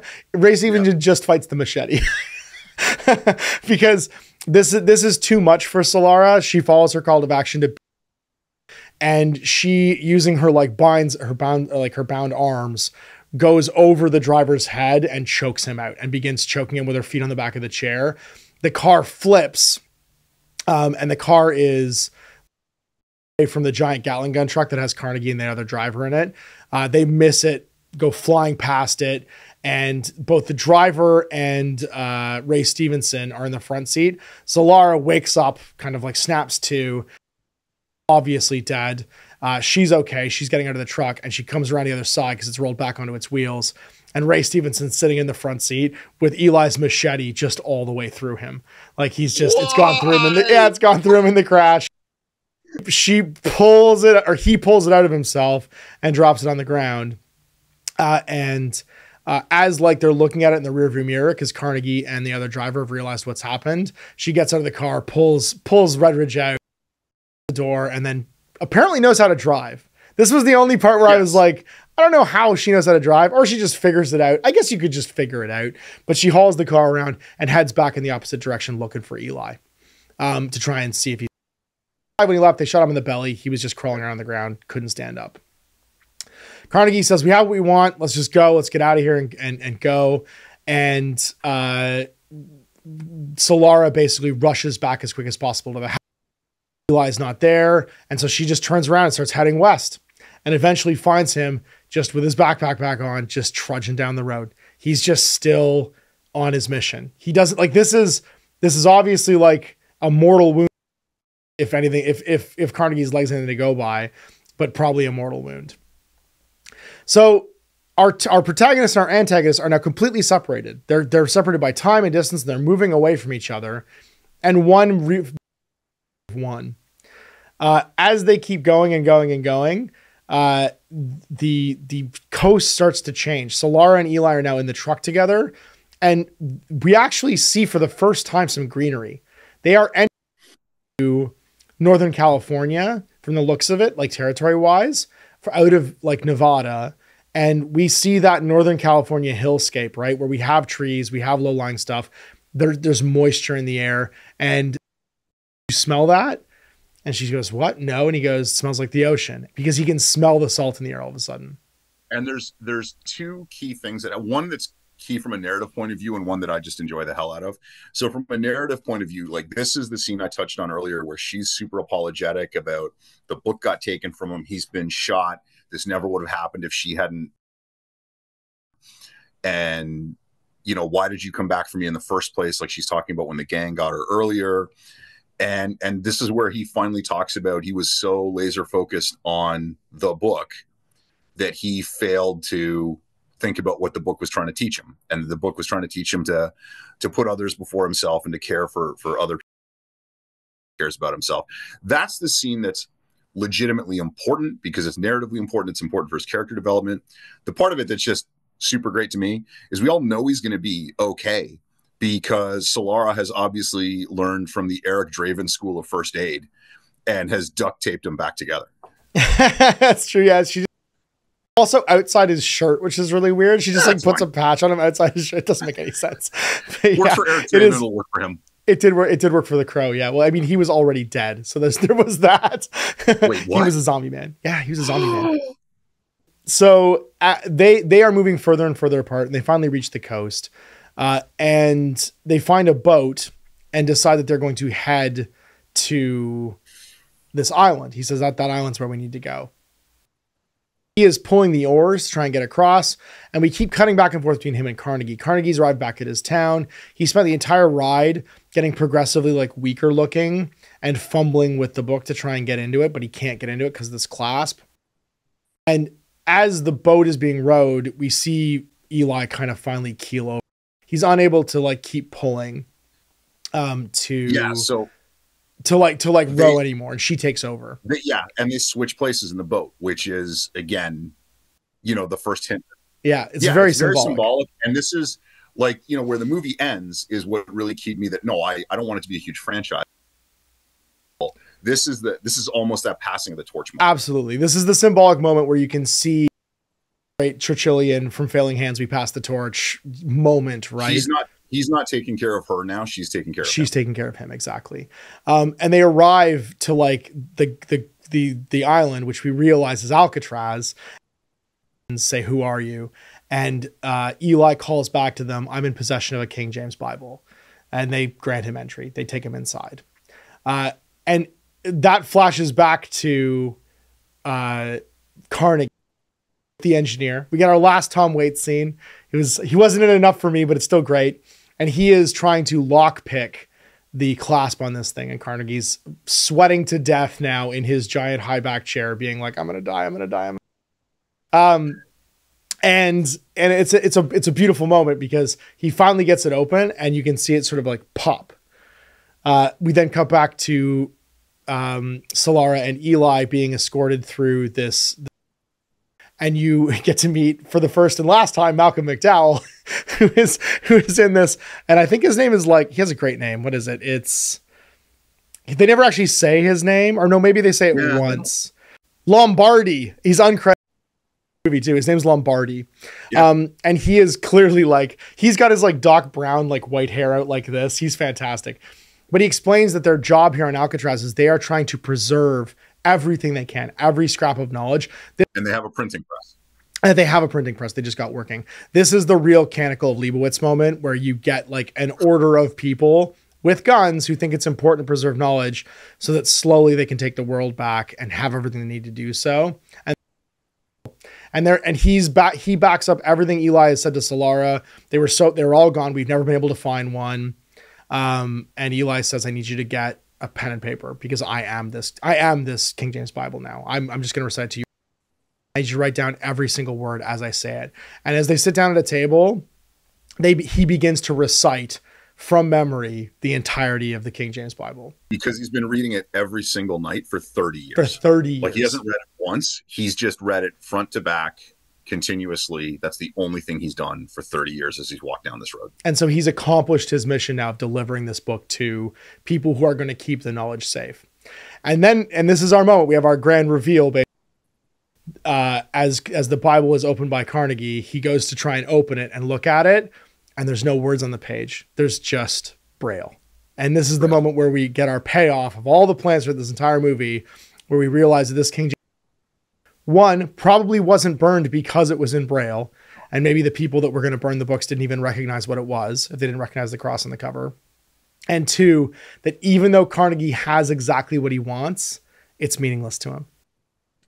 He has no capacity to actually use what's in it. And he asks Claudia to read it for him, who we've already established is blind and was blind before the apocalypse. And she tells him it's been so long she can't remember how to read Braille. Maybe or maybe not true, but all of a sudden the power dynamic between them is completely shifted, and she has all the power and he doesn't. Yeah, we'll come back to that at the very end. Yeah, because the power has completely shifted from him to her as he is dying basically in this chair. He's been lusting after the entire time that he cannot use. And she tells him that because everybody knows he's dying, they're all downstairs tearing his place apart, looting it, and that he has lost he's gotten what he wanted at the cost of everything else. the entire town is being like looted and ransacked and destroyed because all of his guards are dead because everybody's gone, right? Redridge is gone. The last driver guy is just sitting in a chair watching it happen. He's just sitting there while everybody runs around and looting the place. Just not even bothering. He just puts there and lets it happen because he knows he'll die if he tries to stop them. He's all alone. He's all by himself. And then we have our send off for Eli. He dies. His body is like committed to, he shaves for the first, is kind of cleaned up by the people, and they give him like a real, like sort of honor and burial. And the film ends with Solara not staying, putting on Eli's sunglasses and taking his machete and walking out into the wasteland. And his iPod. Listening to his music. Out basically having taken the torch to pursue some goal. We don't know. Maybe she's working for Lombardi and the cult. She says she's heading back to get her mother. Oh, she's heading back to get her mom. That's right. Her back to Lombardi on the island. Yeah. And that's it. Our film ends. That's where the movie ends. The one thing I wanted to get to before we move off this is that deleted scene I was talking about earlier. All right, let's hear it. So, and I think it was a great scene because it's on, I've watched it, it's on the DVD. But when you look at it, it's hard to think of where you would insert it without breaking the narrative flow and the emotional impact of both it as a scene and it on. So the deleted scene from the movie is the bar's been looted, all of Carnegie's shit is gone, the town is basically abandoned. Carnegie is on his deathbed, like he can't move. He's just paralyzed laying in this bed. And Claudia takes out the Bible, and starts reading it to him. Oh, it's fantastic. And it's a great scene because, like I said, she could have read it the whole time. And it's a great scene because, again, it's that final kick in the balls for the bad guys. But I understand why you would cut it, because you either have to put it between when Eli dies and when Solara takes to the road. Kind of feels like it diminishes her ending where she's going to go back to her mom because her mom's already won. Yeah. Or you'd have to put it after that, which would be a great final scene for Gary Oldman, but it would lessen the impact of Solara's final scene. So it's funny because when you look at movies, like sometimes you look at, well, no, that ended up on the cutting room floor because it didn't make any sense or didn't add anything to it. Like it added a lot, but you just couldn't, there was no logical place to put it. Yeah. It's funny. The one they do keep though, and I forgot to mention, but I did mention at the beginning, is that as Lombardi mentions, they have a working printing press. As they're preparing Eli for burial, you see this printing press come to life. They print, bind, and slide a copy of this King James Bible in between the Torah and the Quran. And that's like a big, I think it's the Torah and the Quran, but between all the other texts basically that they, two other religious texts that they've managed to have survive.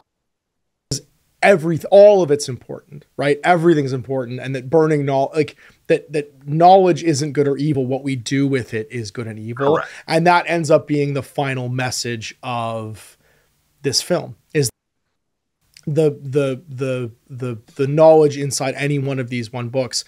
It's us who chooses to apply it in those ways. And I thought that messaging came through really well for me personally. And that the structure of the, and maybe that's why that scene with Claudia gets cut, is that it's not, while it's satisfying, it's not required. You know what I mean? Like maybe that's what it is you don't need to know she's won because you know she's won as she delivers. Yes, he dies there. And that belaboring that doesn't necessarily add, it's just kind of like more satisfying because we hate him at this point. We realize that he's wrong. All right, well, we did it. So we've gotten through our bon voyage. As we return with Solara, she's picked us up on the road, not killed us in a shopping cart incident. We return to Good Springs, and we discover that the shop. He's opened a gift shop. This is fantastic. And Claudia has opened an art gallery. And we have to decide, are we going to go to Tom Waits' Emporium of beautiful gifts next to the Orpheum, or are we going to go to Claudia's, I guess, like, emporium of visual wonders that she can't actually see?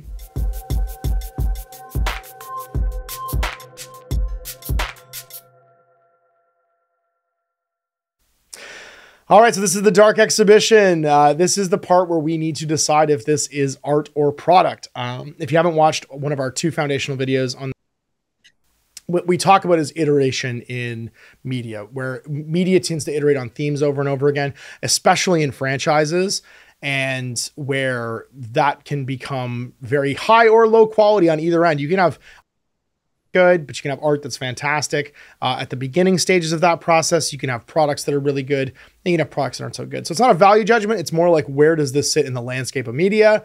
And we like to have a talk about that before we move on to the themes of our I'll lead off with this one because this was my pick. And I'm going to say that this is definitely a product. It's very hard to get to film media that isn't in some way a product. In fact, the fact that I own the Oakleys that he's wearing, my placement, I was surprised it wasn't. Today's Grimdark Media is brought to you by Oakleys and Cat Oil. Yeah, exactly. Cat Oil. I was very surprised there wasn't more product placement. It is, but it's well. I think the homages, like you said, like in the background, the boy and his dog, it's very well made. It's a very well made film. And it's well made because of the way that we were able to pick out the plant and payoff. The way that it's structurally so well done, where they don't give away, like they give away the theme of the book and the sort of like vision quest that Eli's on midway through, but they don't give away the fact that he's blind until the very end. Feel the satisfaction of having picked that up all the way through, with all the little sort of like hints that he is, like him bumping into the dresser. The fact that Redridge doesn't shoot him and he doesn't shoot Redridge, not because he can't, he can't, because he hasn't fired first, right? And maybe Redridge has picked up on the fact that he's blind. You know what I mean? Like that might be Redridge figuring something out and not wanting to die, because if he misses, Eli's just going to kill him. Like that at the end has new meaning all of a sudden, where you're like, oh, maybe Redridge didn't just show mercy. Maybe Redridge realized that he's like a T-Rex. If I'm just quiet, he won't kill me, right? Like if I don't make any noise, no sudden movements, he won't kill me. It's why he's hunting the cat in the ashfall, because he needs the sound to know where the cat is. That's right. Yeah, he won't actually be able to do it.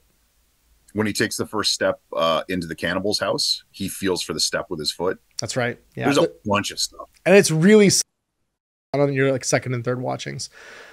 And also the fact that it's a major studio motion picture, it's a $60 million movie, and they get high-end actors. You don't get high-end actors without having it be something of a product, because it's to sell. You know what I mean? It's designed to sell through you would make this movie with nobodies if you weren't trying to have some of that star power be what lifts this into people watching it. So I'm fine with it being product. It's a very good, high quality product. It's not trying to be art. I think if we come back to some of the other contemporaries, like if we talk about The Road, we're in a very different conversation, because this movie makes you feel good in moments too. Comedic moments. It has all of the stuff that blends into a good action adventure film, like a Hollywoodized action adventure film, where you can feel moments of levity, moments of sadness. It's very well crafted things. And so I'm comfortably putting it in the product side of media. What about you? Yeah. So it's funny because we've talked the fact that being product or being art is not inherently good or bad. But I find when I look at my own comments, I tend to lean very heavily into the idea that art is inherently good and product is inherently bad. and this is going to be one of the exceptions to that, because I agree 100% that it's product, and it's excellent product. And the it being product is, although the overall idea and the twist at the end are very original, the amount of winks, nods, deconstruction that exists throughout this thing. This is two guys making a movie that touches on a million things they enjoyed. You know, one of those, you know, when people like really enjoy that feeling that they got it, that, you know, it's the Captain America, I got that reference moment. Yeah. Like when he pulls his shotgun for the first time and one of the other characters says, it's probably not loaded. Those things never are. That's just a straight up Mad Max reference right down the lens, right? Which is great. Yeah, right down great. We all enjoy. So yeah, it's a very polished Hollywood movie. But man, like, does this not, like, this being product, does this not remind you that Hollywood used to be able to consciously make movies for sale and still have them be really good movies? and have them not be a setup. Have them be like 2/5 of a movie because you had to leave the last third for the next film. Yeah. Right. Like, and to me, that's the thing where it's a tidy package, right? All 3 acts are clearly defined. They are in the right ways. They use the cameos in the right ways. Like getting a Michael Gambon or a Tom Waits or a Malcolm McDowell for like these little moments. It's so telegraphed what they're doing. They're bringing in that guy reason, and they have the pull because of the Hughes brothers. Yeah. And people want to work with them, right? They make great movies. So you get this great post-apocalyptic film. And also the fact that we get a satisfying payoff. We get a passing of the torch. We get a complete. It's not new. It's not innovative. It's not doing anything that hasn't been done by other films. It's just doing a really good, this kind of movie in a really satisfying way. And I'm fine with that. It's doing it better than is required by the fans of this genre of movie. And that's the thing that gets one of these movies or books or any kind of piece of art held up eventually, right? Is the fact that you didn't do the bare minimum to make it over the threshold to say it was completed and ready for sale. Like, this thing looks great. It feels great. It's emotionally satisfying. You're invested positively or negatively in every single character. Like, when you watch this movie, you feel something about every on screen. There's nobody who's a complete throwaway. It's true. Even like the shopping cart lady. Yeah. Every single person has just the amount of writing behind them required to make them interesting and make their story is what brought them there. Even book guy. You hate her until you have empathy for her, and you. Absolutely. When she's like trying to warn off Solara, you see the humanity in her. Like, that's hard to do. That's hard to. Will just be total cookie cutters. Like, everybody has a little bit of like background to them and even like development to them. Like, we see this like hard-nosed road crew leader who is these 2 travelers have this moment of like boyish, like wanting to please Carnegie when he brings the book back. And that gives that character like 3 dimensions. I guess that's what I think both of us are trying to say is every character in this. And that is like, even like the last guard, Carnegie's last guard who drives him back.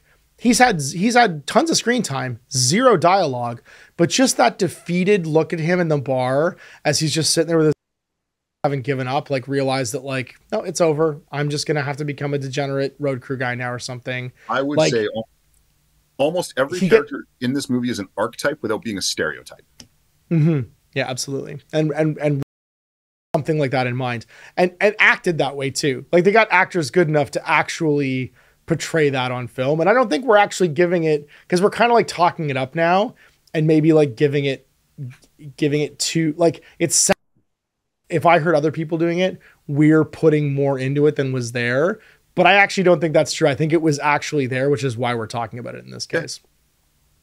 All right. Well, then I guess we're both just gleaming around Tom Waits Emporium, which I would be doing just because Tom Waits is there. I have traded all of my KFC wet wraps and all of my lighters and all of my scarves for everything in there. I'm loaded up. Oil, ride or die. That's right. Yeah.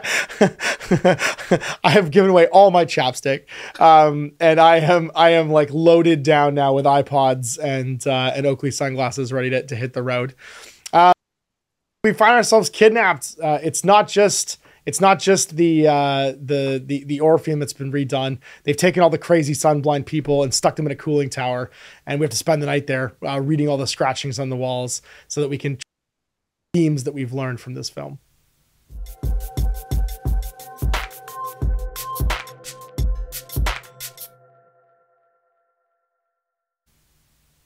All right. Asylum. This cooling tower is very exposed. It's a good thing there's no rain, because we'd be getting rained on all the time. And at noon, I guess we just cook under the sun in this cooling tower. But the Grim Asylum, yeah, that's right. Yeah. The Grim Asylum is where the grimdark themes that we pull out of our media. Why do we think this applies to and qualifies as being grimdark? And what were the sort of like overriding things that we pull out? Now you can watch the first episode of the Grimdark Media where we talk about what do we think makes. And you don't have to have all of them. These themes aren't all mandatory. So what we do is we pick out the ones we think are most strongly pronounced, and try and like discuss why that resonated with us and made this a piece of grimdark film. As we'll go first and take the lead. I had 3 over the course of all of this. And the first one that I pulled out of it, because I think one of the things that the Hughes brothers did really well in this is they are great. Not just the Hughes brothers. I should actually pull the name up with this person because I think it's important to actually credit where credit's due. But the cinematography in this movie is very well done. And that means that we need to actually talk about the cinematographer for the Book of Eli, Don Burgess.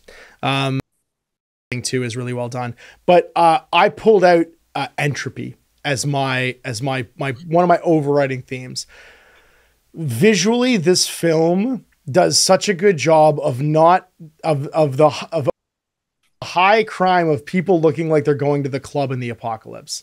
This is something that you and I bang on all the time, where people in the apocalypse always look like just a little too fresh and clean, just a little too temporary clothing. It's like Hollywood can't like give up making people look cool. And I think they do a great job in this film of showing that even after this war, that things are still sliding, right? The slide is still happening. Things are still declining. Things are still falling apart. And that idea of entropy, and that both our protagonist and our antagonist a way to arrest that decline through the use of the words and the ideas that are in this book for different reasons. One for personal gain and the other for maybe a more altruistic purpose, or because they feel called to. Strong message inside all of this. And I really, I found entropy and the idea that things are always getting worse right now. Nothing seems to ever get better. Was one of the powerful sort of messages I had inside of this. What about you? Yeah, I went with entropy as well. For all the most obvious reasons. Like, I mean, you can't really look at this film and not see that. To what you were mentioning, because again, I hate. I don't want to see Melrose Place in the apocalypse. Like, I'm sick and tired of white teeth and all that kind of stuff. Yeah, but the thing I nice do Melrose Place, nice contemporary. There you go. Reference to, you know, like everybody thinks Melrose Place is hot. That's what the kids are into. That's right. Pretty Little Liars. Is that better? Am I helping? I mean, come on, man. There's got to be some. Yeah, that's only 10 years ago. That's a lot closer than 30 years ago. Yeah. So I don't watch TV. I know you don't. That's upstairs watching. You only watch stuff in the basement. You want upstairs right now? I don't know what you're doing there. I'll be honest with you. I'm surprised. My house. I got to get out of here before my wife gets home and finds. I was going to say that's incredible. But one of the things, and what you were talking about in terms of, you know, everybody looks coiffed and tight and tidy. I do like the fact that they didn't go for the same aesthetic for everyone. Like, I love the Mad Max movies, but pretty much everybody is at the same level of falling apart and dirty and gross and everything. One of the things I thought was really subtle with this is when they get to Alcatraz, people in that building, like, they have no sense of style or fashion or the importance of having, like, you know, nice looking hair or anything like that. But they're all clean. They're all tidy. Like, they are a step above the people living in the ruins of the old world. And even Solar, that because she's the youngest character in the movie, and theoretically, well, not theoretically, she clearly has had the least exposure to the outside world. She does look the best maintained. Like, she does look like the world hasn't ravaged her. She does look like she hasn't been baked in the sun. Yeah, because she's living in Carnegie's bubble, right? Like, and that even is the thing that she encounters as soon as she leaves her little island of civilization, right? She falls for, like, the most basic trick. But it does a great job of creating that contrast, because her and her mother, from like a physical appearance point of view, they look like their level of kind of cleanliness, all that sort of thing, is on par with Carnegie. It's not out of scale with the rest, with anything else going on, but it makes that contrast more jarring. Like, it's it's really effective how dirty the people that are just living rough in the wild are. And then you've got Carnegie's chosen few who are definitely a little bit better than that, but in Alcatraz who are significantly better than that in terms of that aesthetic. Mm-hmm. Well, and even like that the old couple, right? That are George and who that's got to be a reference, right? George and Martha. It sounds like those names should be from something. Yeah, that feels like a reference. I remember hearing this at some point, that it's some reference to some 50s like Ozzie and Harriet kind of like family TV show, but I don't remember what it is now. It does feel like it's a reference to, yeah. But even that they live at a higher standard of being because of what they're willing to do, because everything that made them regular people in the world before has like, and that they're willing to be these monsters now just to live slightly higher than scrabbling in the dirt. You know what I mean? Just to live slightly above what everyone else is living at. And I think that's really powerful. And one was dystopia.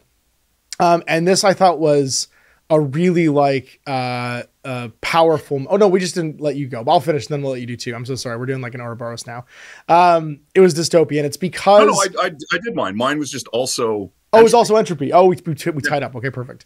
So dystopia to me is the idea that the things that we're doing to lift ourselves out of civilization based around a person or an idea, and that the little pockets of civilization we see all have like a theme running through them. So Carnegie's is water, right? He is using like the hierarchy of needs to control the people, do his bidding because he controls the supply of fresh water for everyone.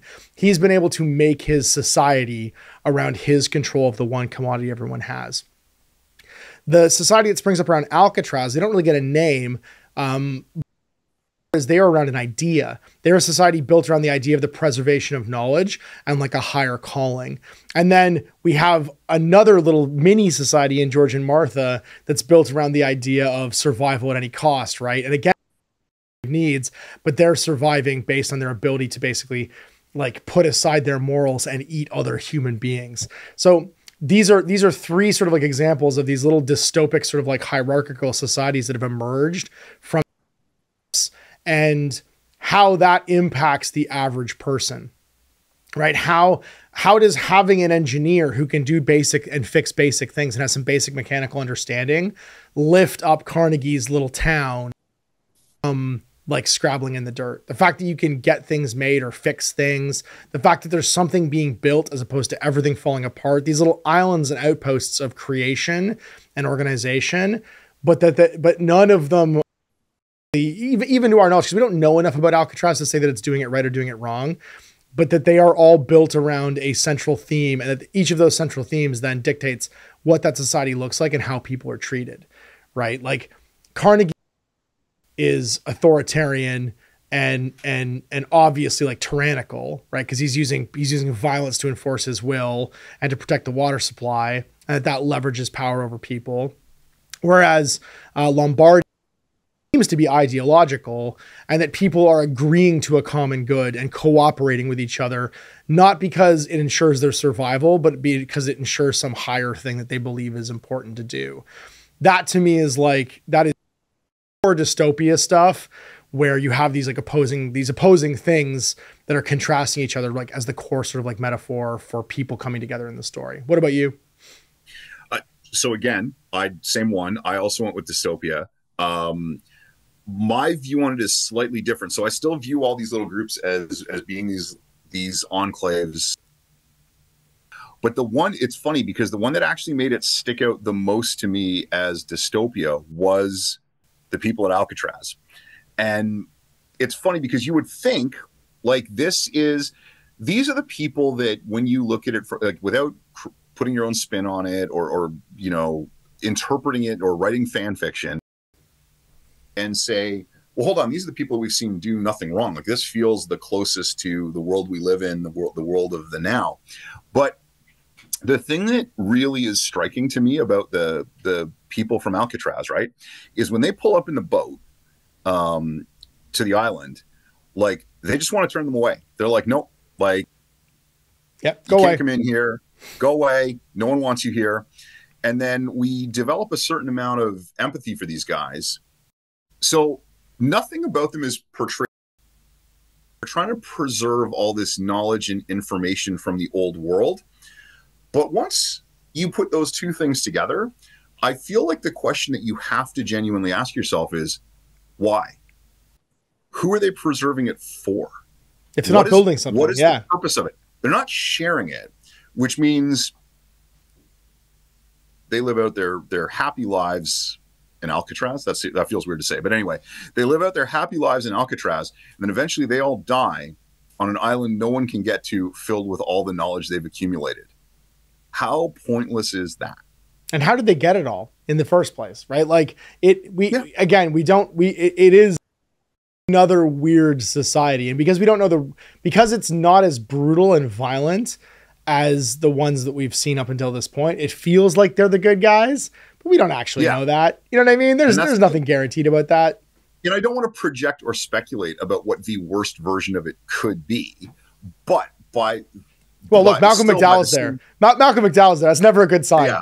It's not a good sign, but he's there ever. But by the same token, like they're doing something for pretty transparently no reason. Like they think they have a reason. They think they have a calling, but it's like that scene in Dawn of the Dead when all the zombies are showing and one of the characters makes the observation, they're just doing it because they did it in life. They just came to the mall. Like these guys have all convinced themselves that they should preserve and accumulate knowledge, which certainly feels and sounds like a noble endeavor.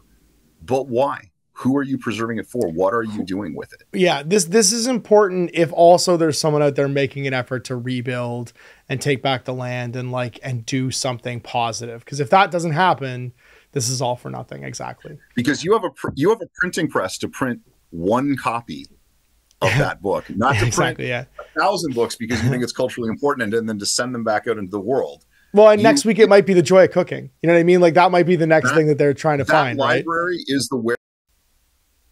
Yeah. It could just as well be a pointless tomb for all of that stuff that gets found by aliens in 10,000 years. Yeah. And it's funny because I almost went with futility, but I picked dystopia because the contrast was the stronger theme between the two of them for me, which is why we kind of inherently gravitate towards thinking that the Alcatrazians, I guess, are the good guys, right? They just seem less objectionable than Carnegie's. Sure. But you could flip it and be like, well, Carnegie was still keeping people alive. Like, yeah, it was brutal and it was gross, but maybe that's needs must, right? Yeah. And that actually leads me to my third theme, which is I'm making up a new one because we didn't yet, and it was brutality. Is that everybody in this is brutal? I don't know how we didn't have brutality in our original list of terms. I was going to add one and it's similar, but I chose a different word. So this is hilarious. I love it. Oh yeah. I'm excited for this, but brutality to me is the fact that all of the like social constrictions that we would consider to exist today are gone in this movie. Even Eli is a brutal human being. He does brutal and objectionable things to complete his quest.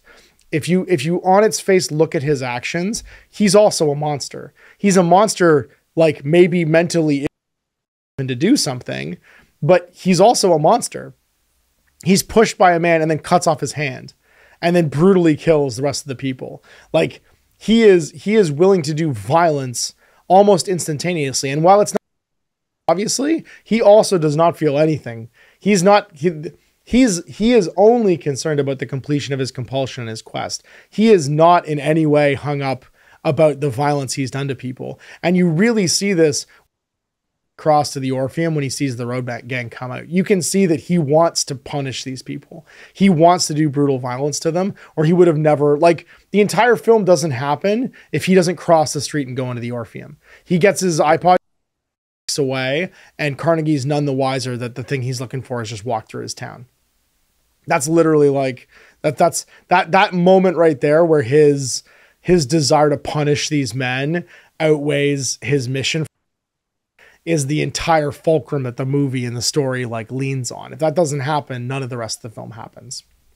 So brutality to me has to be in here because every character, like you see it when listens to Claudia and Solara say the prayer over the meal, say the grace, and he walks over and it feels like a rattlesnake uncoiling.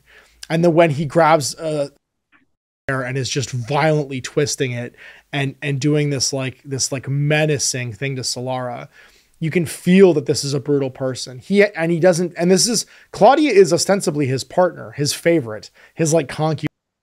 He is willing to, at the drop of a hat, do terrible, brutal things to her in pursuit of the thing that he wants. Every character in this entire film, including, Grandma and Grandpa Cannibal, like George and Martha, they do brutal things to survive. And at one point Martha goes, "I found some meat," and she's just holding like a plate full of like human steaks. There's just this like who finds meat? Like, what are you talking about? Real sense of imminent violence at any moment, and we get that from the first beat with the cat through the last beat at the end of the film, wherever like the bar is being torn apart and all of Law and Order has down simply because there's no one left to enforce otherwise, right? There's only one guard of Carnegie's guards left to enforce his laws, and so there's no laws now, and everything immediately just erupts into violence. So it's funny because I also chose to add something for a very similar reason. I didn't go quite with brutality, but that's part of what I probably touched on. And I think the reason I wouldn't just go with brutality is, and maybe it's just because I have horrible taste in movies, of movies that are filled with brutality that I still wouldn't think of as anywhere near grimdark. Not that every element of what we talk about has to be exclusive or anything, but what I actually went with was barbarism. And ooh, okay. And so the brutality is certainly a part of that. The fact that, from that side of things, but it's not just that. It's everyone's, like, when I think about it in the context of being grimdark, everyone's, you can either call it casual acceptance or it's just the world as it is. The fact that they are willing to live rough in an uncompromising way, norm from our point of view, or because it's a conscious choice. So in terms of being barbaric, like I look at Carnegie and I look at Eli, they've chosen this. Right? Like they know what the world was like beforehand, and they have chosen to live this way. Like Carnegie, especially with his like obvious organizational skills, like it's not just that he's brutally oppressed these people, but he obviously has a certain amount of organizational, logistical management ability. Like he could have started an enclave more like what they have on Alcatraz. He could have. Absolutely. Yep. But he chose not to, right? Just decided not to. That's right. I could choose to, again, he could choose to bypass some of these conflicts, or he could choose not to. So he can let two people be raped and murdered in the moment in front of him, but then out of some sense of what he feels is morally right, he's going to go punish the people who have done that. Better from happening, he's going to take it out on them after the fact. So again, these feel like choices to me. And where you see that contrast is in a couple characters that I feel like are not making that choice. And, right. And the two characters that stick out to me in that are Solara. Like, she knows she's in a bad situation. The world's not perfect, but she doesn't inflict any unnecessary harm, rough behavior, violence, even disrespect on any, like when she walks in and he's murdering everybody in the bar, she just asks him to stop. Yeah. She inherently doesn't. At him. She could do asks him to stop. And ironically, the other one that I don't see this way because I see him more as an operator in the world is Redridge. Mm-hmm. Redridge he kills people. He executes that one guy in that fails him. Yeah, just shoots him in the head. The guy who's guarding Eli that night. Yeah, he just brutalize anybody. He doesn't take anything that's not his. Like, he's certainly not a good guy. Like, I'm not saying he's a good guy. No, his violence is all transactional, though. His violence is either in service to his employer. And that's what I mean. Like, You can see a contrast between those two characters and how they live in a hard world else. And again, some of them, like, they're doing it for kicks, or they're doing it because they're just inherently bad people. And some of it, like, you know, Eli has created his own moral code and moral justification for it, but they are barbarians living in a barbaric society. Mm-hmm. Yeah. And that like, you can see that they have a completely alien code isn't acceptable based upon the situation that they're living in now. Yeah. And it's funny how you are more inclined to brutality and barbarism if you came from before. It almost feels like people are, the more likely they are to employ that, because they've had to at the very beginning. Because I mean, arguably everything would have been more brutal at the start, right? This is a civilized version of that.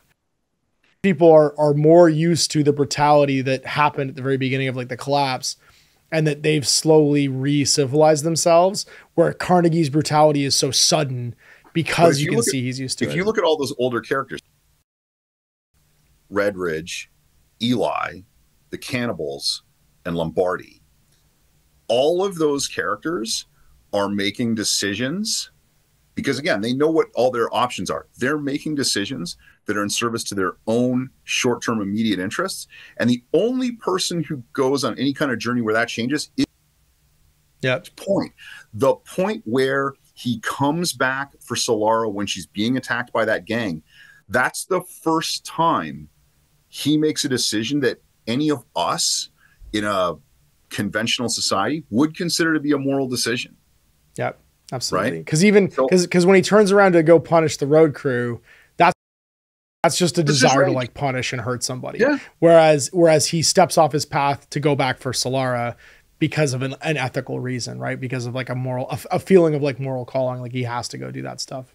Yeah, but so to me, barbarism is the thing that underlies all this, because when you think about what makes something feel grim, dark, and when you kind of go back to some of the, I can think, okay, yeah, there's a few of these things where these are people that are choosing to not live in any way that and I'm not talking about us living here in Canada in 2024, like through almost any point in the last couple of 100 years would have considered civilized. Yeah.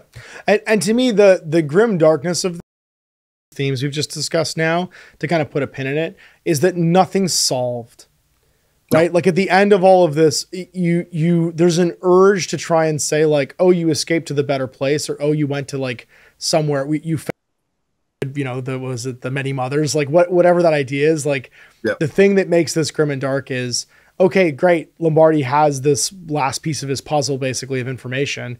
We don't know what they're going to do with it. They don't seem like they're actually fixed, right? Like you found these people, but Solara still has to go back into the wasteland to go get her mother. And Claudia's probably going to be dead by then, because the civilization that Carnegie's built is collapsing, right? Mid-collapse. We're not left with like the idea that people can choose something different, but we're not left with the impression that that even matters. You know what I mean? Like that in a meaningful way that will change anything. Well, we kind of have the idea of hope, but like there's no promise of anything better. If you take a step back from the whole thing, like you take a helicopter view of the whole thing, characters' individual morality out of it, and you think if you brought all these people together in one community and they just applied their skills, what could they build versus the enclaves they've all built? Like if they all brought their strengths and knowledges to the table with no selfish self-interest, no animalistic lizard brain, would the whole world, not the whole world, but their whole area be a better place? Yeah. Instead of having a tiny town, could you have, let's say, something the size of a state that was winding its way back to the old world? And is it even possible? Because like the world, like that's the other thing. Is like we don't see anywhere that's even like, we see a little bit of the coastline in like Northern California has a little bit of green on it. That doesn't make it farmland. That doesn't mean you can bring back agriculture. What are they going to do? Like the world, that entropy was the biggest thing for me, because the world is still burning under this new sun that is far too strong and that life can't really exist in. So like we don't know anything about anything ever. They can't fix that. You know what I mean? They can't put that back together. The best you can do is try and find a new structure to build some type of civilization inside that new reality, right? You know, the one that we're currently moving to because it's 11 degrees outside in January in Alberta. Yeah, I was going to say, I'm looking at my yard and it does not feel like February. My grass is still green. It's bizarre. It's the least Canadian moment right now. All right. So it is time then to live the asylum. We're discharged from these cooling silos. We wander back into the wasteland. And as we find a giant pile on the side of the road, clearly Eli has been here at some point. There's just cat skulls everywhere. Just infinite cat skulls. It could have been hands. This time it's cat skulls. No, he's been snacking out in the woods on tasty cats. So we have to put this into a pile basically of where we think this goes in the landscape of Grimdark Media.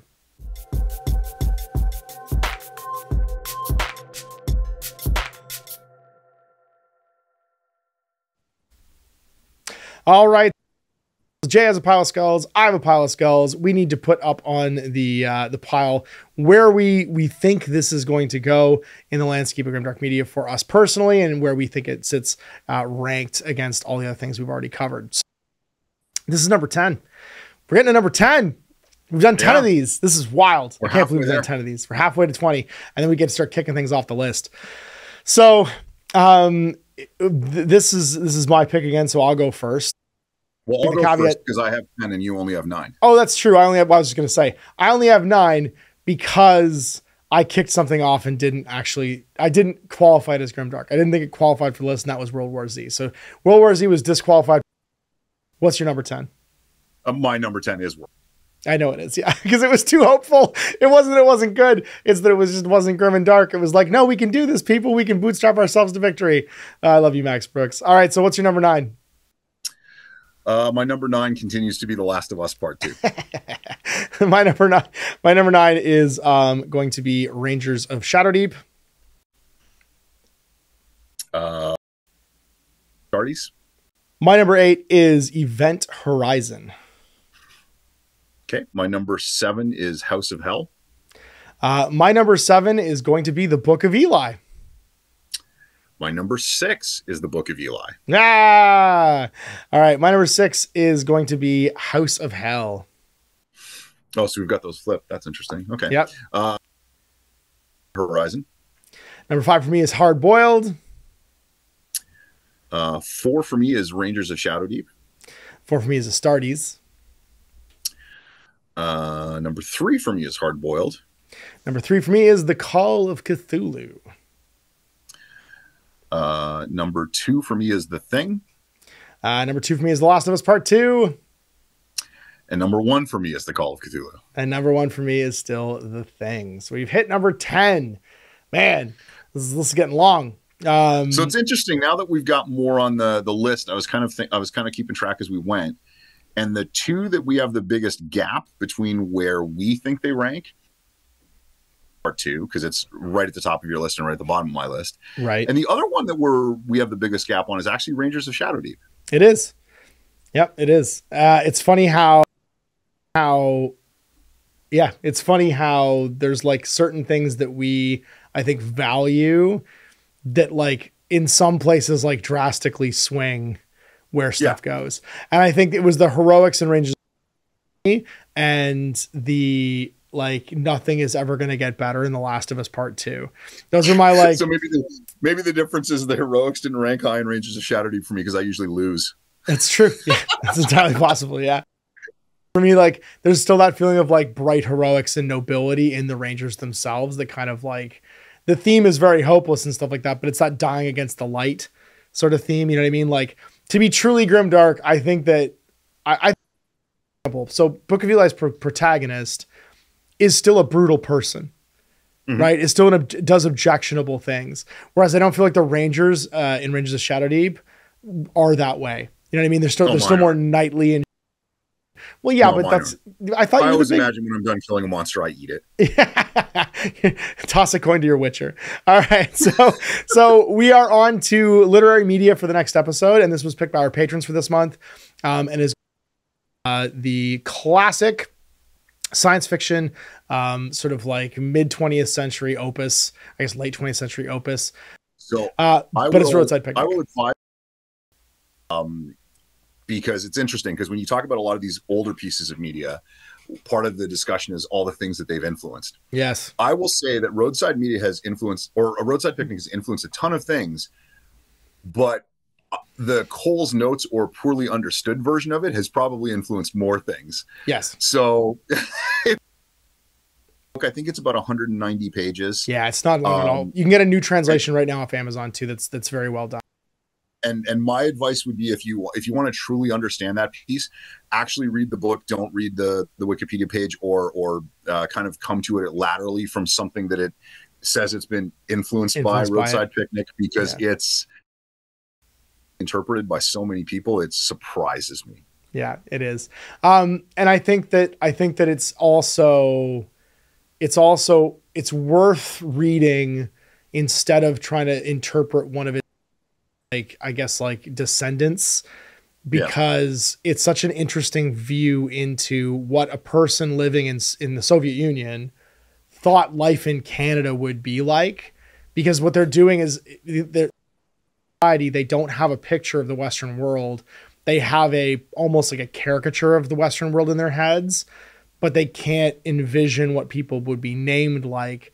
So it's almost as if they've just taken an imaginary Union and put Canadian isms on it, like what they think of as Canadianisms. So it's fascinating. It's such a unique look at an alternate world, because it's a book legally in the Soviet Union to challenge a certain amount of authoritarianism and ask science fiction questions.